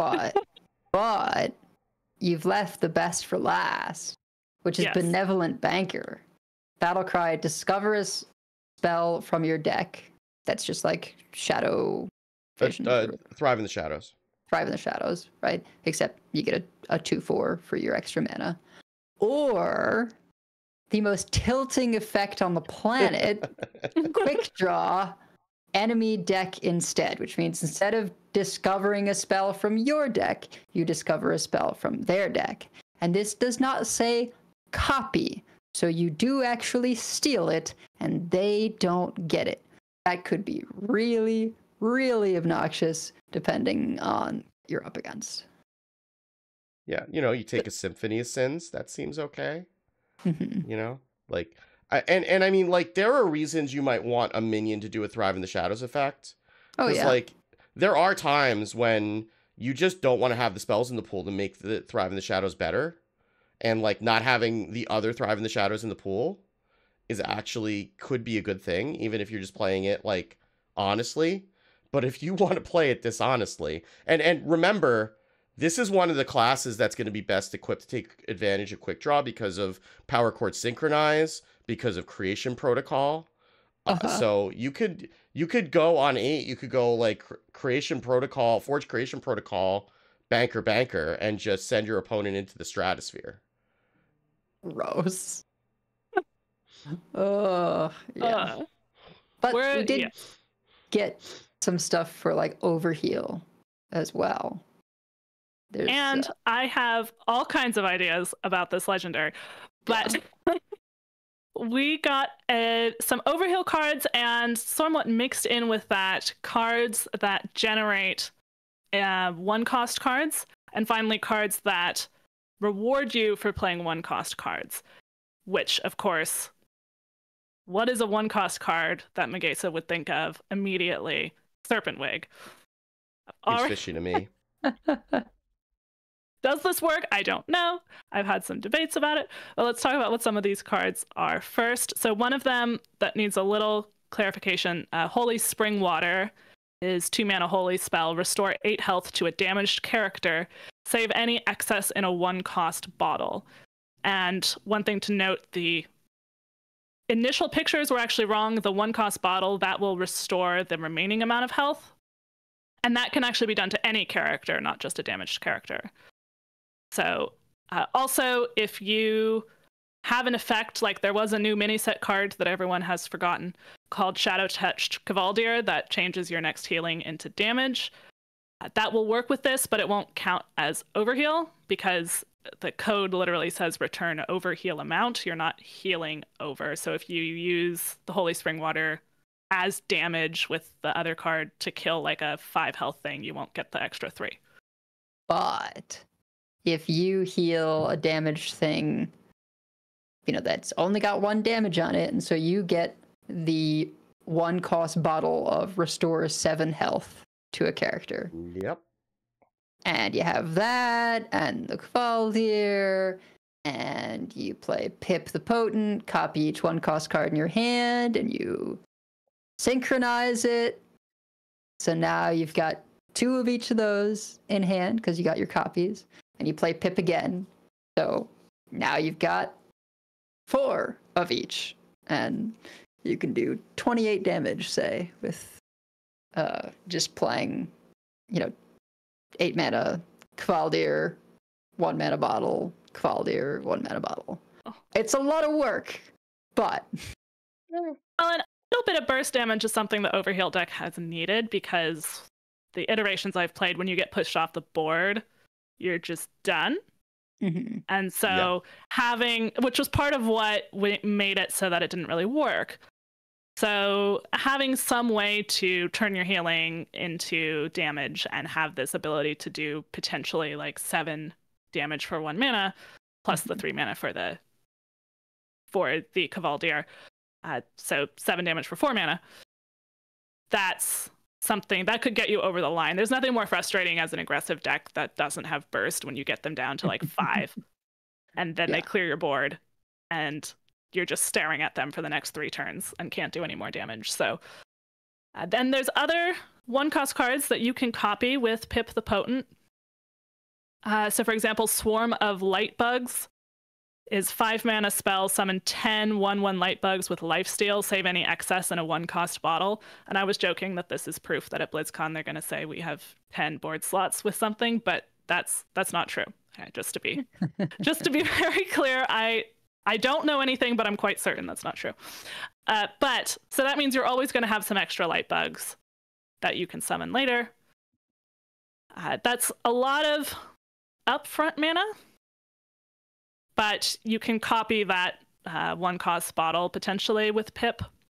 And there's also one that does 8 damage to an enemy minion and saves the excess damage in a 1-cost bottle. That seems a little bit more reasonable. Like, that's pretty good for a control deck, right? You get to be able to remove 2 minions for 5 mana. That seems okay. Or one big minion if you need to. Right? You could just send all 8 into 1 if you need to. And I mean, it's a shadow spell, so again, you can get it from Svalna. So that's something you'll be able to get more of. And we also have Thirsty Drifter, which is a 4/6 taunt that starts at 6 mana, but it gets cheaper for each 1-cost card you played. And we've mentioned a couple times Pip the Potent, which is a 4-mana 3/5. Battle Cry, copy each 1-cost card in your hand. So one other 1-cost card in Priest that we haven't discussed is Astral Automaton. So that's also potentially a possibility. I mean, that's straight up copium at this point. But if it lets you get more Astral Automatons, then maybe that's something that's doable. Especially if you can like Creation Protocol the pip and get more of them or whatever, then maybe that's something you can do. But you know, just looking at what the 1-cost cards are in Priest that you would want to copy, right? Because like a lot of them are things like, you know, like Deafen or Mindseer or like. I mean, Mindseer, I'm happy to have more of those. I mean, Funnel Cake's probably pretty good. Velicia's probably pretty good, especially now that she's been nerfed to 1. She counts, right? The Lighted Burns, okay, right? So, but yeah, I think Serpent Wig and Astral Automaton, aside from the bottles, are the other 1-cost cards you'd probably be looking to hit. Oh, I was wrong about Kavaldir. That one is also 1 mana, so you double. Yeah. I think that's what you were saying. I had missed that. And Funnel Cake gives you potentially extra mana cheat, and also goes with the Overheal theme. Or in my Naga Copium, we don't have Radiant Elemental. That is our very scuffed Radiant Elemental. That and a way to actually play more of these Serpent Wigs. But I think the Overheal, it's certainly worth experimenting with, and I know there are people who will experiment with it, and I will probably be trying something on day 1 with that. Yeah, Pip is just kind of one of those interesting legendaries that I love to see what you can do with it, because it's so versatile. Like, yes, they made it to go with these 1-cost bottles you can pick up, but it's 1-cost anything. So whether that means going for an OTK with the Kavaldir thing, or just getting value off of automatons or other 1-cost things, maybe you just need an extra shard of the Naru. But I like how flexible it is. And of course, in the current iteration of Priest, anything that you include, you have the potential to get more copies of. So you can even play it on Undead Priest, get more Arm Stealers, get more Banshees, get more Mindseers. So it'll even work on the draw card, because it looks at the actual cost of the card, not the original cost of the card, is what I saw from Hat. So there's lots of uses for it. All right, well, we have more classes. Otherwise, you look very excited for this one. Yes. Well, we have Death Knight, and this is definitely a really interesting set that's much more varied all over than I thought it would be. But I think I have an idea what your main idea is here, Edelweiss.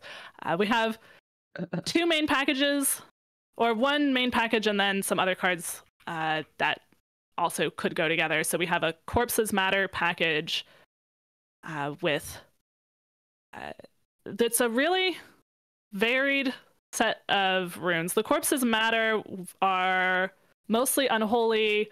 There's a couple of cards that are 1 unholy and 1 blood. The only one that's 2 of the same room is Farmhand, which is literally just a hand with a little farm outfit on it. If you haven't seen that art, it's very good.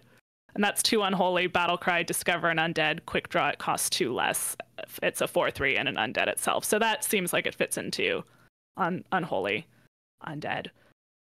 But I think the marquee card here is the legendary 4 mana 1/8 Undead, Ma and Pa, but it's spelled MAW and PAW. And I am forgetting the name of this work of art, but you have seen it.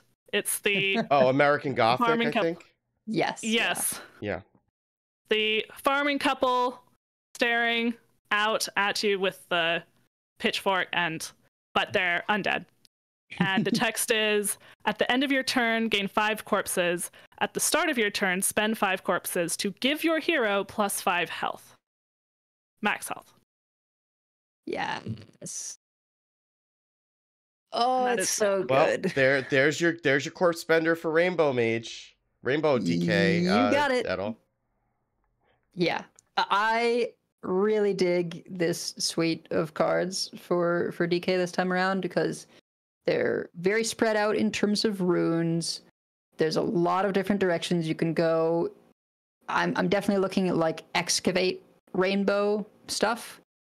But there's also, like we mentioned last week with Harrowing Ox, you could do like an Excavate Frost situation where you're just all about going Frostworm's Fury or Harrowing Ox into Frostworm's Fury to get that, you know, huge power swing of freeze their board and make a 7/7 and a 5/5. The Excavate Legendary is pretty good as well that we talked about last week. I believe revives your highest cost, either minion or undead. So minion with +2/+2 and lifesteal, I think, and reborn. Reborn. Yeah. Yes. It there's a lot of just great tools here to work with, and Corpse Farm is a single unholy. Spend up to 8 corpses to summon a random minion of that cost. So just finally getting some worthwhile, it seems, corpse spenders that I can play in Rainbow to be able to do Climactic Necrotic Explosion. Between Maw and Paw and Corpse Farm, there's a great removal tool in Fistful of Corpses, deal damage to a minion equal to your corpses. So definitely will involve a lot of like messing around to see what things are like worth running or not. But all of the Excavate cards are playable in a Rainbow deck because 2 of them are single Frost, and then one of them, it doesn't excavate, but it benefits from excavation. Pile of Bones, 2 mana, 2/1. Death Rattle the next time you excavate, resummon this, and it's Unholy Frost. So that's one that like you wouldn't mind cutting if you were doing something without Unholy, but is kind of just a nice always bring back this 2/1. That it feels very magic-y to me. Magic has had a few like 2/1s that you can just sort of resummon over and over, and this kind of has that feel of every time you excavate it comes back. And that's an extra corpse every time. Yeah. You go all the way back to the beginning of Magic. You had the regenerate keyword where you could just spend mana and just like make it come back after it died, right? So yeah, it's and it doesn't leave a dormant minion on the board like we've seen like Thori Balor, right? Like Thori Balor leaves the dormant minion behind. So it's not taking up space on your board until it comes back, which is nice. Yeah, one thing that one of our producers, the Burger Club, said on the Discord was, Thori is one phoenix that keeps coming back. The pile of bones is you found another skeleton you resurrected in your dig site, a named character versus generic, which I thought was a good way to put it. Yeah. Yeah, definitely. And it's helpful. And if you kill off enough piles of bones, you can play Reska the Pit Boss, which is a 20 mana 6/3 undead with Frost and Unholy. With Rush, costs 1 less for each minion that died this game. With Death Rattle, take control of a random enemy minion. So you get to kill one, probably. You get to take another, and, you know, there's always Death Growl and other things to spread your Death Rattles. And, or maybe this is what you get back from the Excavate treasure. Who knows? But that is a card. Yeah. Well, I think it's very much designed to be the thing that you get back from the Excavate treasure. Yeah. Because it's highest cost, right? Oh yeah, I guess it would be the highest cost by default, because when it's dead, the cost would be 20. Yes, and there are things also like Crop Rotation, 3 mana, summon 4 1/1 undead with Rush that die at the end of the turn, helps you get corpses, helps you get more minions that have died for Reska. So they're clearly, even though we have a lot of different runes, they're of a piece, and they could be, there's ones that synergize with each other. You wouldn't be that sad to only play some of them with existing things, but it does seem like they had Rainbow in mind with this, which is really exciting, as we haven't really been able to get a Rainbow going before. So I am definitely going to play whatever you come up with, Edelweiss.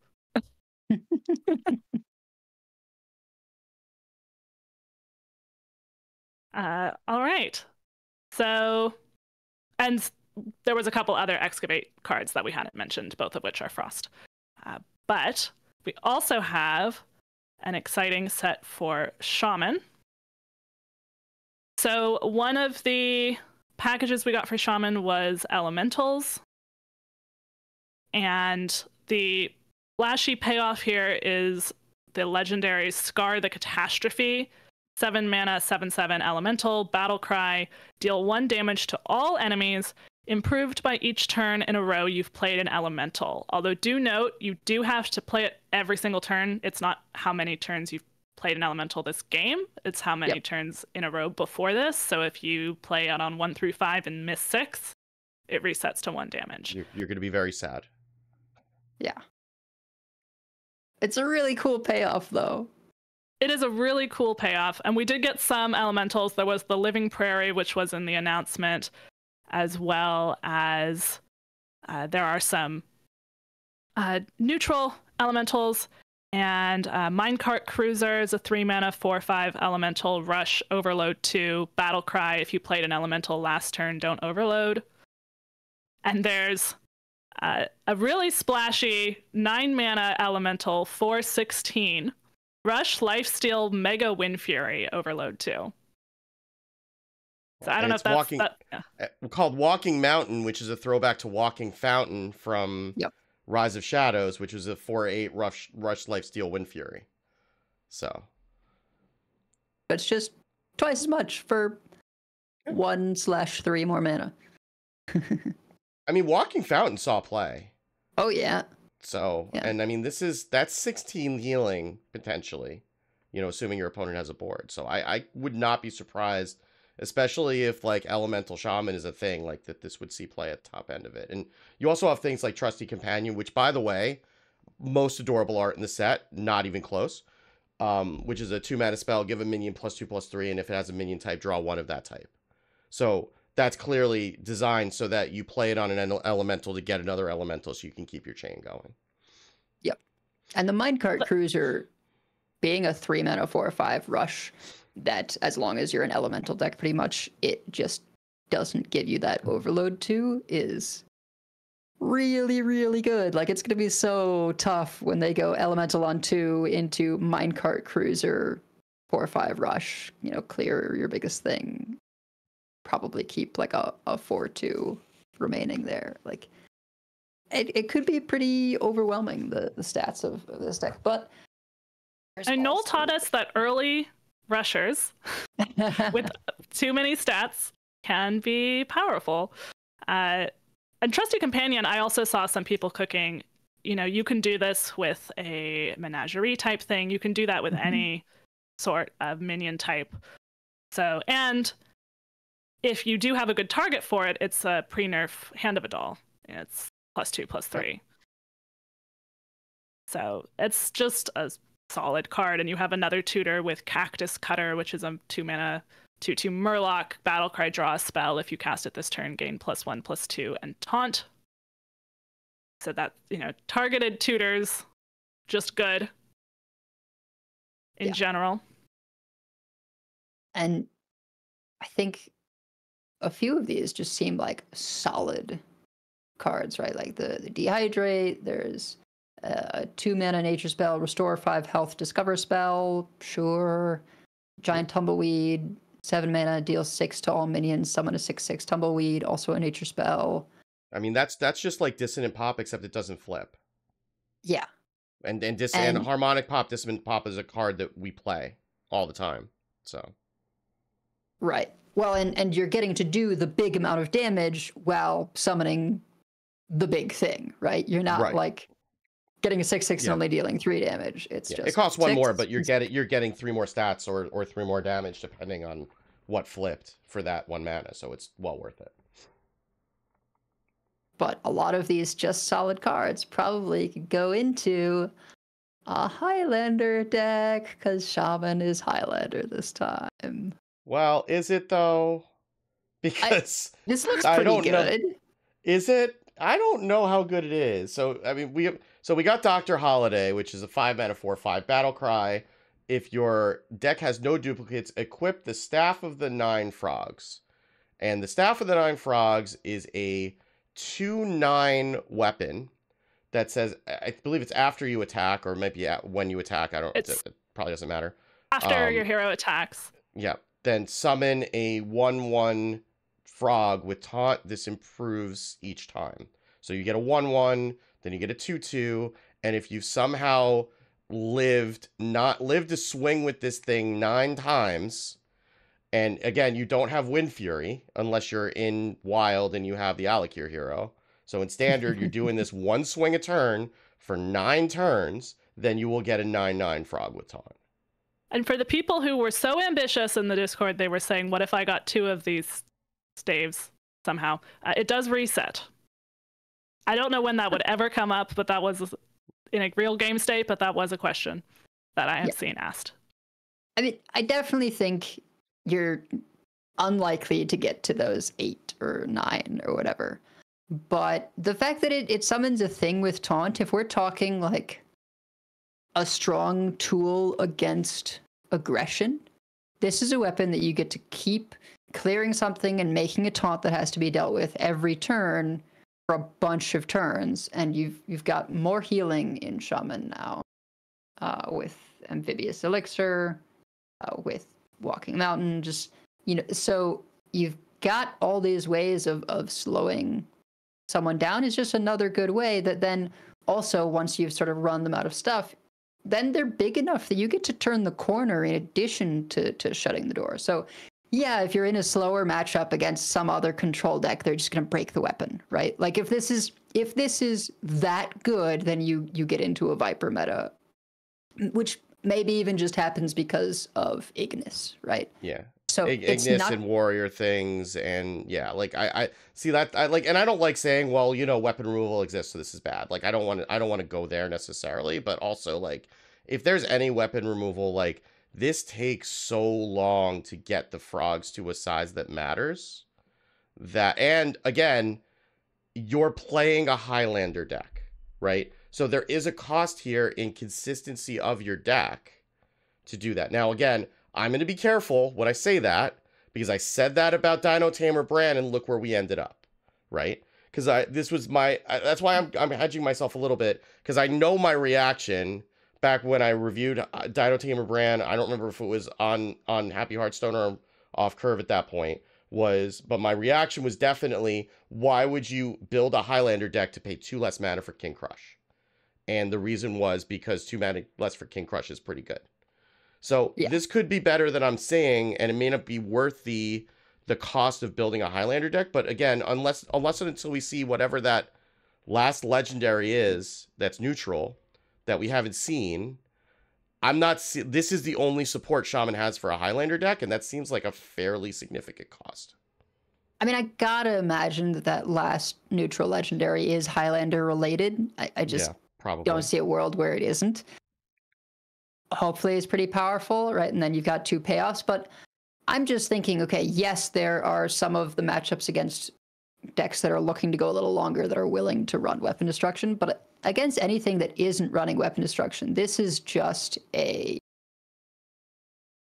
you know, slow march towards, oh my gosh, now they're so big, they're hard to deal with. And particularly against, you know, something a little more aggressive or mid-rangey, that's going to be a tough sort of thing to overcome, particularly since it starts equipped, right? You play this and you equip the weapon, you start swinging on turn 5, you know, maybe turn 4 on the coin, and it's a decent weapon as well for, you know, getting to hit things to remove them. So you're both, you know, maybe removing stuff with the weapon and making these annoying little taunts that is just going to get worse and worse. So yeah, small taunts do add up.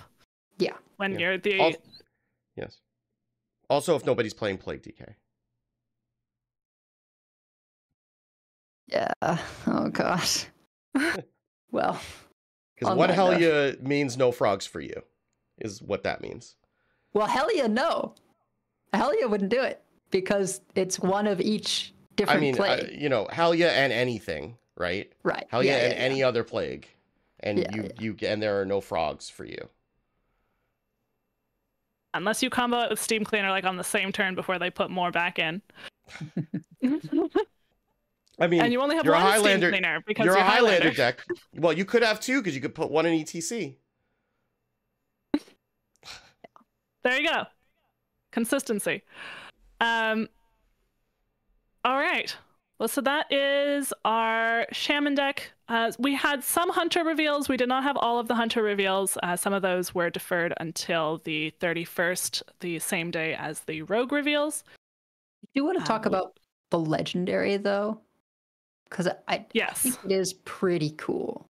And that's Spur Fang. So 5 mana, 2/5, Battle Cry, and Death Rattle. Summon a random beast with cost equal to this minion's attack. And so we've been seeing, some of the stuff that can do that. The very first reveals, they give us Messenger Buzzard that's Death Rattle, draws a beast, and hand buffs your hand +1/+1. And we know we've got the give everything hand deck and battlefield +1 attack. And then, of course, there's the, what is it, Hodir or whatever, right? Where your next 3 minions are 8/8s, right? So that could be interesting. I think we're building up to a pretty interesting, either just like hand buff hunter or maybe mixed as like a Highlander hunter kind of situation.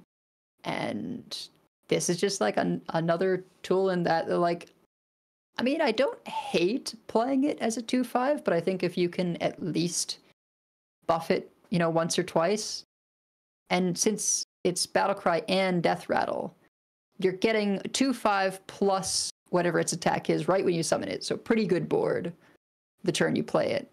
And then you still have more time to buff it on the board if you have, things like bananas. At that aspect, I really like that it rewards both hand buffs and buffs on the board. So it's much more flexible that way, and you're not as upset if you only have one. It gives you more. And we do have a lot of buffing attack on the board cards. It looks like we'll have more in this set as well as from the last set. So, and it looks like they're potentially leaning into some of that as well with the Hunter set, which we'll be able to see more of those cards soon. There is one card that's called Sneaky Snakes, and the miss there is not calling it Sneaky Snakes, but yes, it's okay. It's still very cute. Definitely a disaster. Like, imagine, like, terrible design. 1 out of 10. And finally, we have Warlock, which was revealed earlier today. This is a really interesting set, I think. There is, so Warlock is one of the evil excavate classes. So we have the excavate cards and the excavate treasure.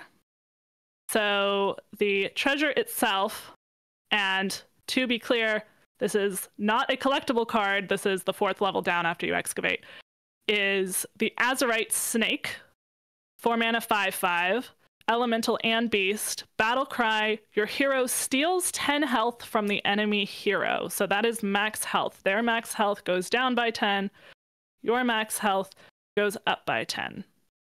Well, your health and their health also change, so I believe. I don't think it's just that you're and your actual health as well. Yeah, so like your max health and your actual health. So like if you're at 25 and they're at 30, you go up to 35, they go down to 20.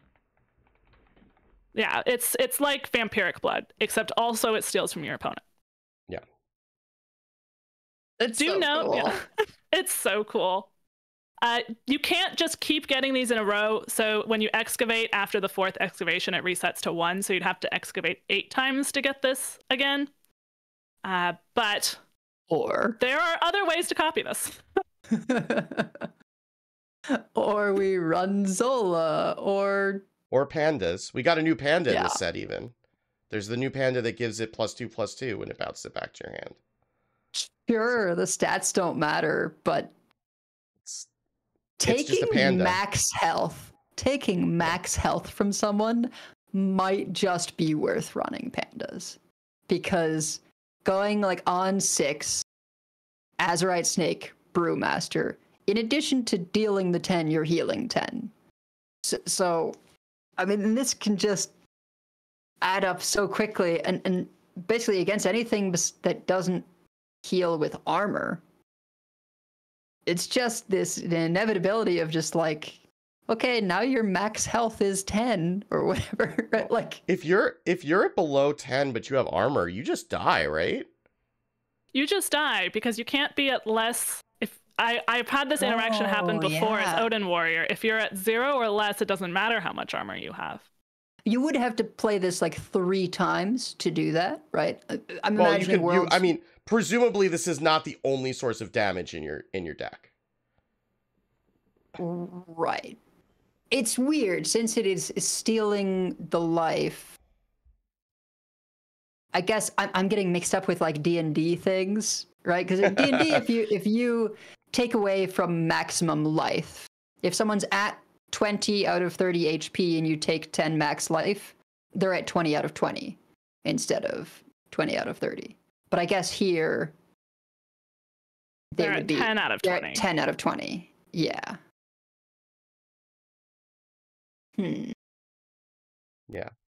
This is gonna be a card that people are gonna build around. There's going to be, I know I will. This is a turbo excavate deck that people are gonna build around. They're gonna find. Thank God Bran rotated, because holy crap, like that's not something we needed.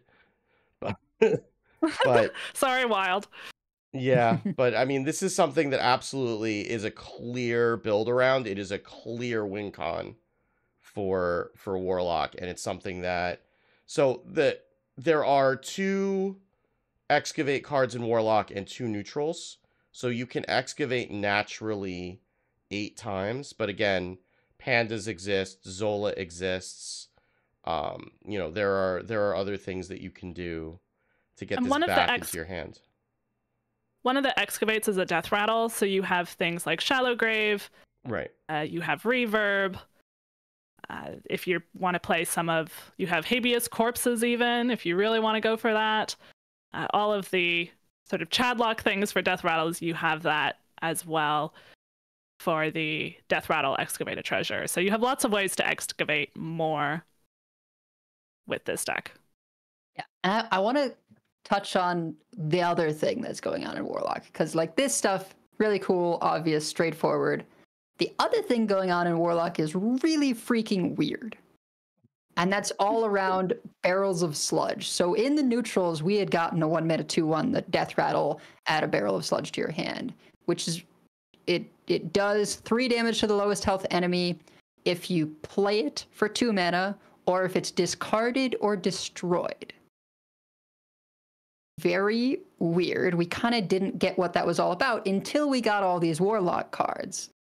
And the big one being, of course, this legendary Popgar the Putrid, 4-mana 2/6. Your fell spells cost 1 less and have lifesteal. The barrels of sludge are fell spells. Oh.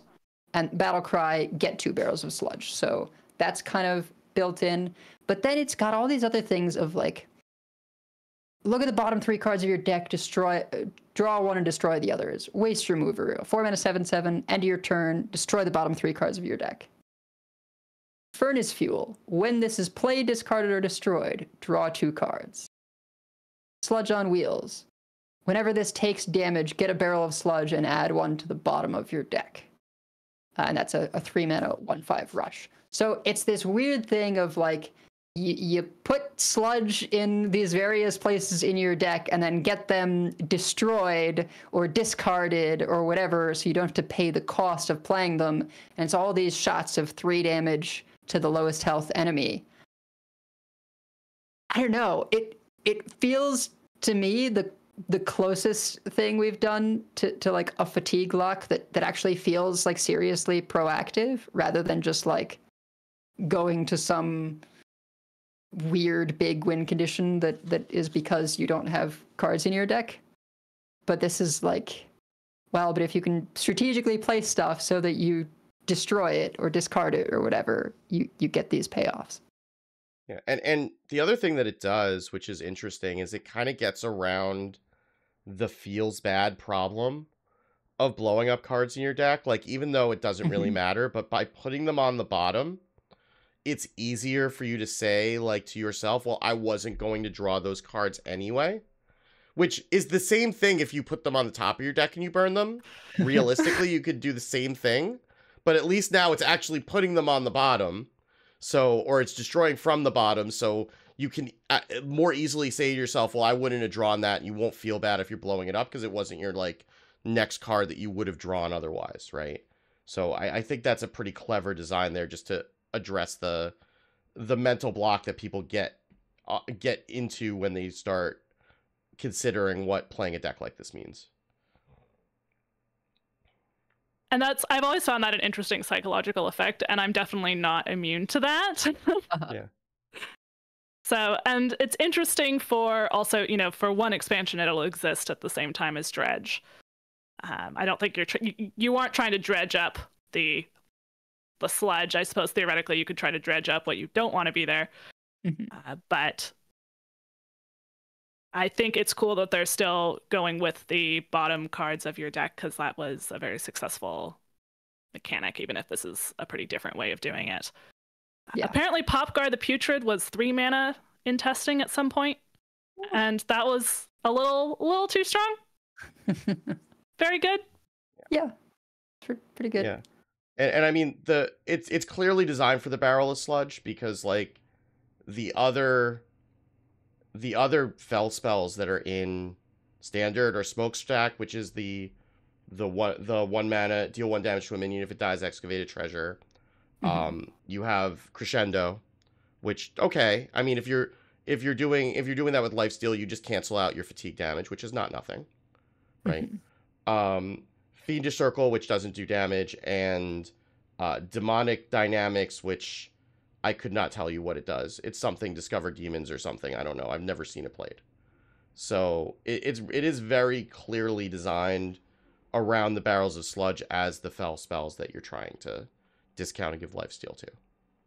I mean, the question is, are we playing this with the fatigue package somehow? I don't know. I mean, maybe just like a little bit to do with Crescendo, because that's a big lifesteal, right? And in some ways, the imp thing is one of the better draw engines, right? And it's a fell spell that summons imps, right? Fiendish Circle. So like maybe there's some kind of weird combination there, just because Crescendo with the lifesteal could be quite powerful swing.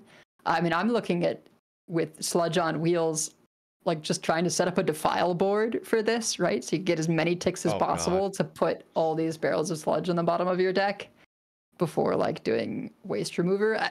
There's just going to be so many interesting ways to try and build it. You could, build it in a discard angle too, because they play when they're discarded as well. So it's going to take a while to refine, I would imagine, but it's a really cool mechanic. And I forgot there's a 2 mana 3/2 as well. That's Battle Cry and Death Rattle. Put a barrel of sludge on the bottom of your deck. So, and someone mentioned that maybe you even, hey, I don't even need the 10 mana immune, but Jailer as just to blow up your deck if you've been spending all this time to put barrels of sludge on the bottom. Because they're not cast when drawn, right? So just like if you hit that patch where the entire rest of your deck is barrels of sludge, you're not going to go through that quickly if you have to like draw and play each of them. But if you just like play the Jailer and blow up your whole deck at once, and it's just this machine gun of barrels of sludge, I mean, that could be a very goofy situation. They do hit random enemies, not necessarily straight face. It's worth keeping in mind. Lowest health enemy. Lowest health. Okay. So it's like you can manipulate that then. But you have to be aware of what that's going to do when you go to launch the machine gun. I'm just imagining like a sludge cannon now, and that's just gross and feels like something like I guess I'm thinking of like the tunnel in The Simpsons with my eyes. The goggles do nothing. Like yeah. So you play all of this. And Jailer and Fenotum. If you need to play Fenotum after that, like, something has gone terribly wrong.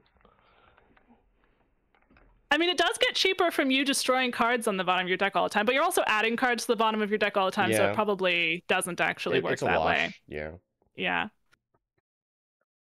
Yeah, ideally they're dead once you've removed the deck.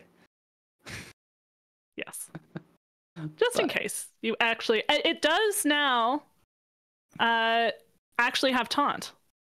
Unlike before, when if you did that with Jailer, it wouldn't have taunt. So you do have a taunt lifesteal now. But no, we're not doing this. Benata, more like Fanotum. Yeah. Oh, and I forgot that this was Excavate related, but Tram Conductor Jerry is just new and improved of the Soul Shard one. Militia. Sociologist Militia, and it's Tram Conductor Gary because it's pronounced like GIF. Okay, sure. Well, 7 mana 4/4 Battle Cry if you've excavated twice. Summon 6 3/3 Tram cards with Rush, so it's just always the 6. Always all 6, or it's off. But that is not a hard condition. Yeah. And not in that very deck. Good. Yeah. Yeah, in that deck, you're going to, if you haven't excavated twice by turn 7, something has gone, like, horribly, terribly wrong. This buys you time while you're stealing all of their health. Yeah. So, and it's also a funny piece of art. Now, this is definitely a really interesting Warlock set, I think. It's so funny because you think trains packs with evil, like what? These two things don't go together. And then when I think of the the sludge and the pollution and all that, and I think back to like the robber barons in Old West days, and I'm like, okay, I see how trains and warlocks can go together. Yeah. And trolley problem. And trolley problem. That might be where it started. I would not be surprised. I do suspect that they're like, we want to make a trolley problem card. And they're like, I guess it's Warlock. And then they're like, I guess this is Warlock. Warlock is trains are evil in Old West era. Yeah. And then that's why we need to have a tram heist so that we can steal all the sludge away from the people who are fracking away the, all the resources or whatever. Yeah. Yes, and fracking, I hadn't occurred to me at first. It is a play on original tracking, where you choose one card to draw and destroy the other two. But this time it's on the bottom of your deck, so you don't have to get mad about how you destroyed these cards. Exactly. Yeah. People will still get mad. How many Battlestar Galactica fans are just going to be like, what? Oh, I thought it was just like talking about like how they get natural gas out of the earth. Yes, but Battlestar Galactica, they had a lexicon of fake swears, right? Like you do, so that you can swear without swearing on broadcast television. And I believe fracking was their replacement for the F-bomb. So. All right, well, I think that'll do it for the reveals that we've had so far. And so, as we said earlier, we have a card reveal on November 1st at 4:30 Pacific or 7:30 Eastern, and we will be streaming a pre-recorded shorter card reveal, not a full episode, because Wicked Good will be on a plane. And I will be frantically getting in subnotes for all of my students. And then you'll be hearing from us at BlizzCon. If you're there in person, we'd love to meet you. If you are just not there in person, we will be recording at BlizzCon as well. So we're really excited about next week. It's going to be a lot of fun. It's going to be a lot going on. I've been trying to clear everything I can for BlizzCon craziness, new expansion craziness, but it's a really exciting time. Yeah, that's going to do it. So we have many folks we'd like to thank. Check out our thanks section on the website at coinconcede.com, where you can also find our contact info, our show notes, and our Patreon information. You can monetarily support our show at patreon.com/coinconcede. Join us every week live by following us on Twitch at twitch.coinconcede.com. Join our community chats in our Discord at discord.coinconcede.com. Write into our email at coinconcede@gmail.com. Follow us on Twitter at CoinConcede, as well as like, share, and follow us on Facebook at facebook.com/CoinConcede. If you'd like some CC swag, head on over to our shop at shop.coinconcede.com. Big thanks to our producers, Number Theory, Kresh, Beef Squatch, David P., Walu, Jeremy T., Bottlecaps, Grumpy Monk, The Burger Club, Kirk Regan, Forgiven One, Enraged Chicken, and Crisley Bear. Coin Concedes. Wicked. I will start by coin conceding to Ben Hearthstone, who was kind enough to lend us the graphics for the class reveals, so that we didn't have to spend the time in putting all the cards into graphics when he'd already done the work for us. So appreciate him lending that out to us to be able to use on the stream. And to Lorinda for playing 6 hours of Control Priest and not imploding in the process, despite my and Soddle's constant jabs and needles throughout the stream. And I'm also going to quite concede to my parents, who were invaluable in surviving both me and Maureen having COVID and not being able to leave the house. So they were really helpful in getting us medicine and getting us stuff from the supermarket so that we would have some food to eat in our little convalescent home that we built for us in the master bedroom. And and offering to take the kids to activities that I told them not to do because I wasn't exposing them to COVID. But they were really, we wouldn't have gotten through as easily without it, with both of us like locked up in the bedroom and not being able to go anywhere. So it was a big help. Megasa? First coin concede to all the Masters Tour players. Best of luck to them, especially having to come up with their deck lists with a new meta on Thursday before the Masters Tour. So, they were able to see what the changes would be a little bit earlier in the week, but not really have a chance to play with it. And also to Elovice, who will be casting a relatively new meta. With kind of an old meta. Kind of an old meta. That's true. It's because of the players' choices, which I would 100% have done the same thing as all of the players. This is a really important tournament. Also, coin concede to Wicked Good. We discovered so many things that we took for granted last week when you were out. I think I certainly realized that you were doing a lot of stuff behind the scenes, and then there were so many little things. Just thinking of what to say after Keep Calm and at the end of this show was easy to forget to do. So we really appreciate everything that you do for this show, and we're happy that you're back. I'm happy to be back too. I'm glad to not be dead once again. So, yes. Well, so until we talk to you from Hang on. Okay. I had you all go first, but I still technically have to go ahead. Go ahead. Sorry. So, I mean, I wanted to coin concede to you, Wicked, but you're just okay. I'm No, we've talked too much about sludge tonight, so my brain is sludge now. Well, my coin concede is to you because I'm very grateful for you taking over editing for this weekend, because I said casting the Masters Tour has thrown my house into disarray. I'm having to wake up much earlier than I usually do, which means we're trying to fast forward the co-sleeping stuff so I can sleep some of the night with Leah.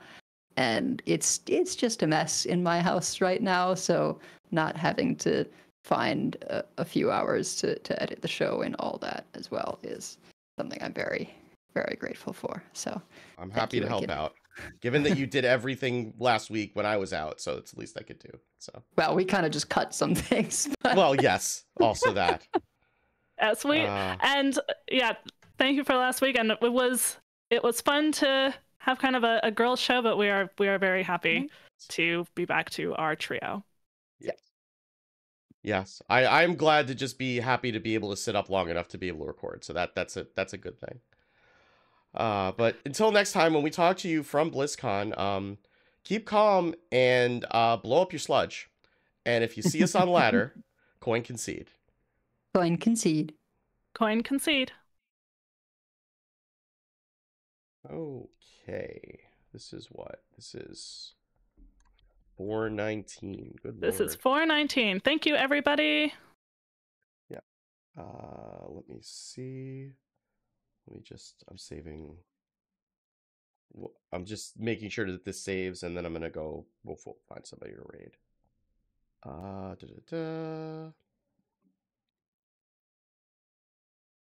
Normally I'd be streaming, so I don't know who's streaming right now. Now you'll be able to see what your competition is. Well, yeah. On Friday night, yeah. Oh, Warshak is streaming. He's streaming Hearthstone. He's been playing a lot of Rumble, so we can raid Warshak. Warshak's good people. Okay, so let me figure that out, and we will send you over to Warshak. And yeah, so we won't be streaming the show next week. We'll be streaming the reveal on Wednesday. That's going to be short. We won't be streaming next week's show because we'll be recording it live on location. So we'll be back for a normal stream in 2 weeks. But thanks everybody for coming out as always, and be good to each other. Have a great night. Bye. Bye.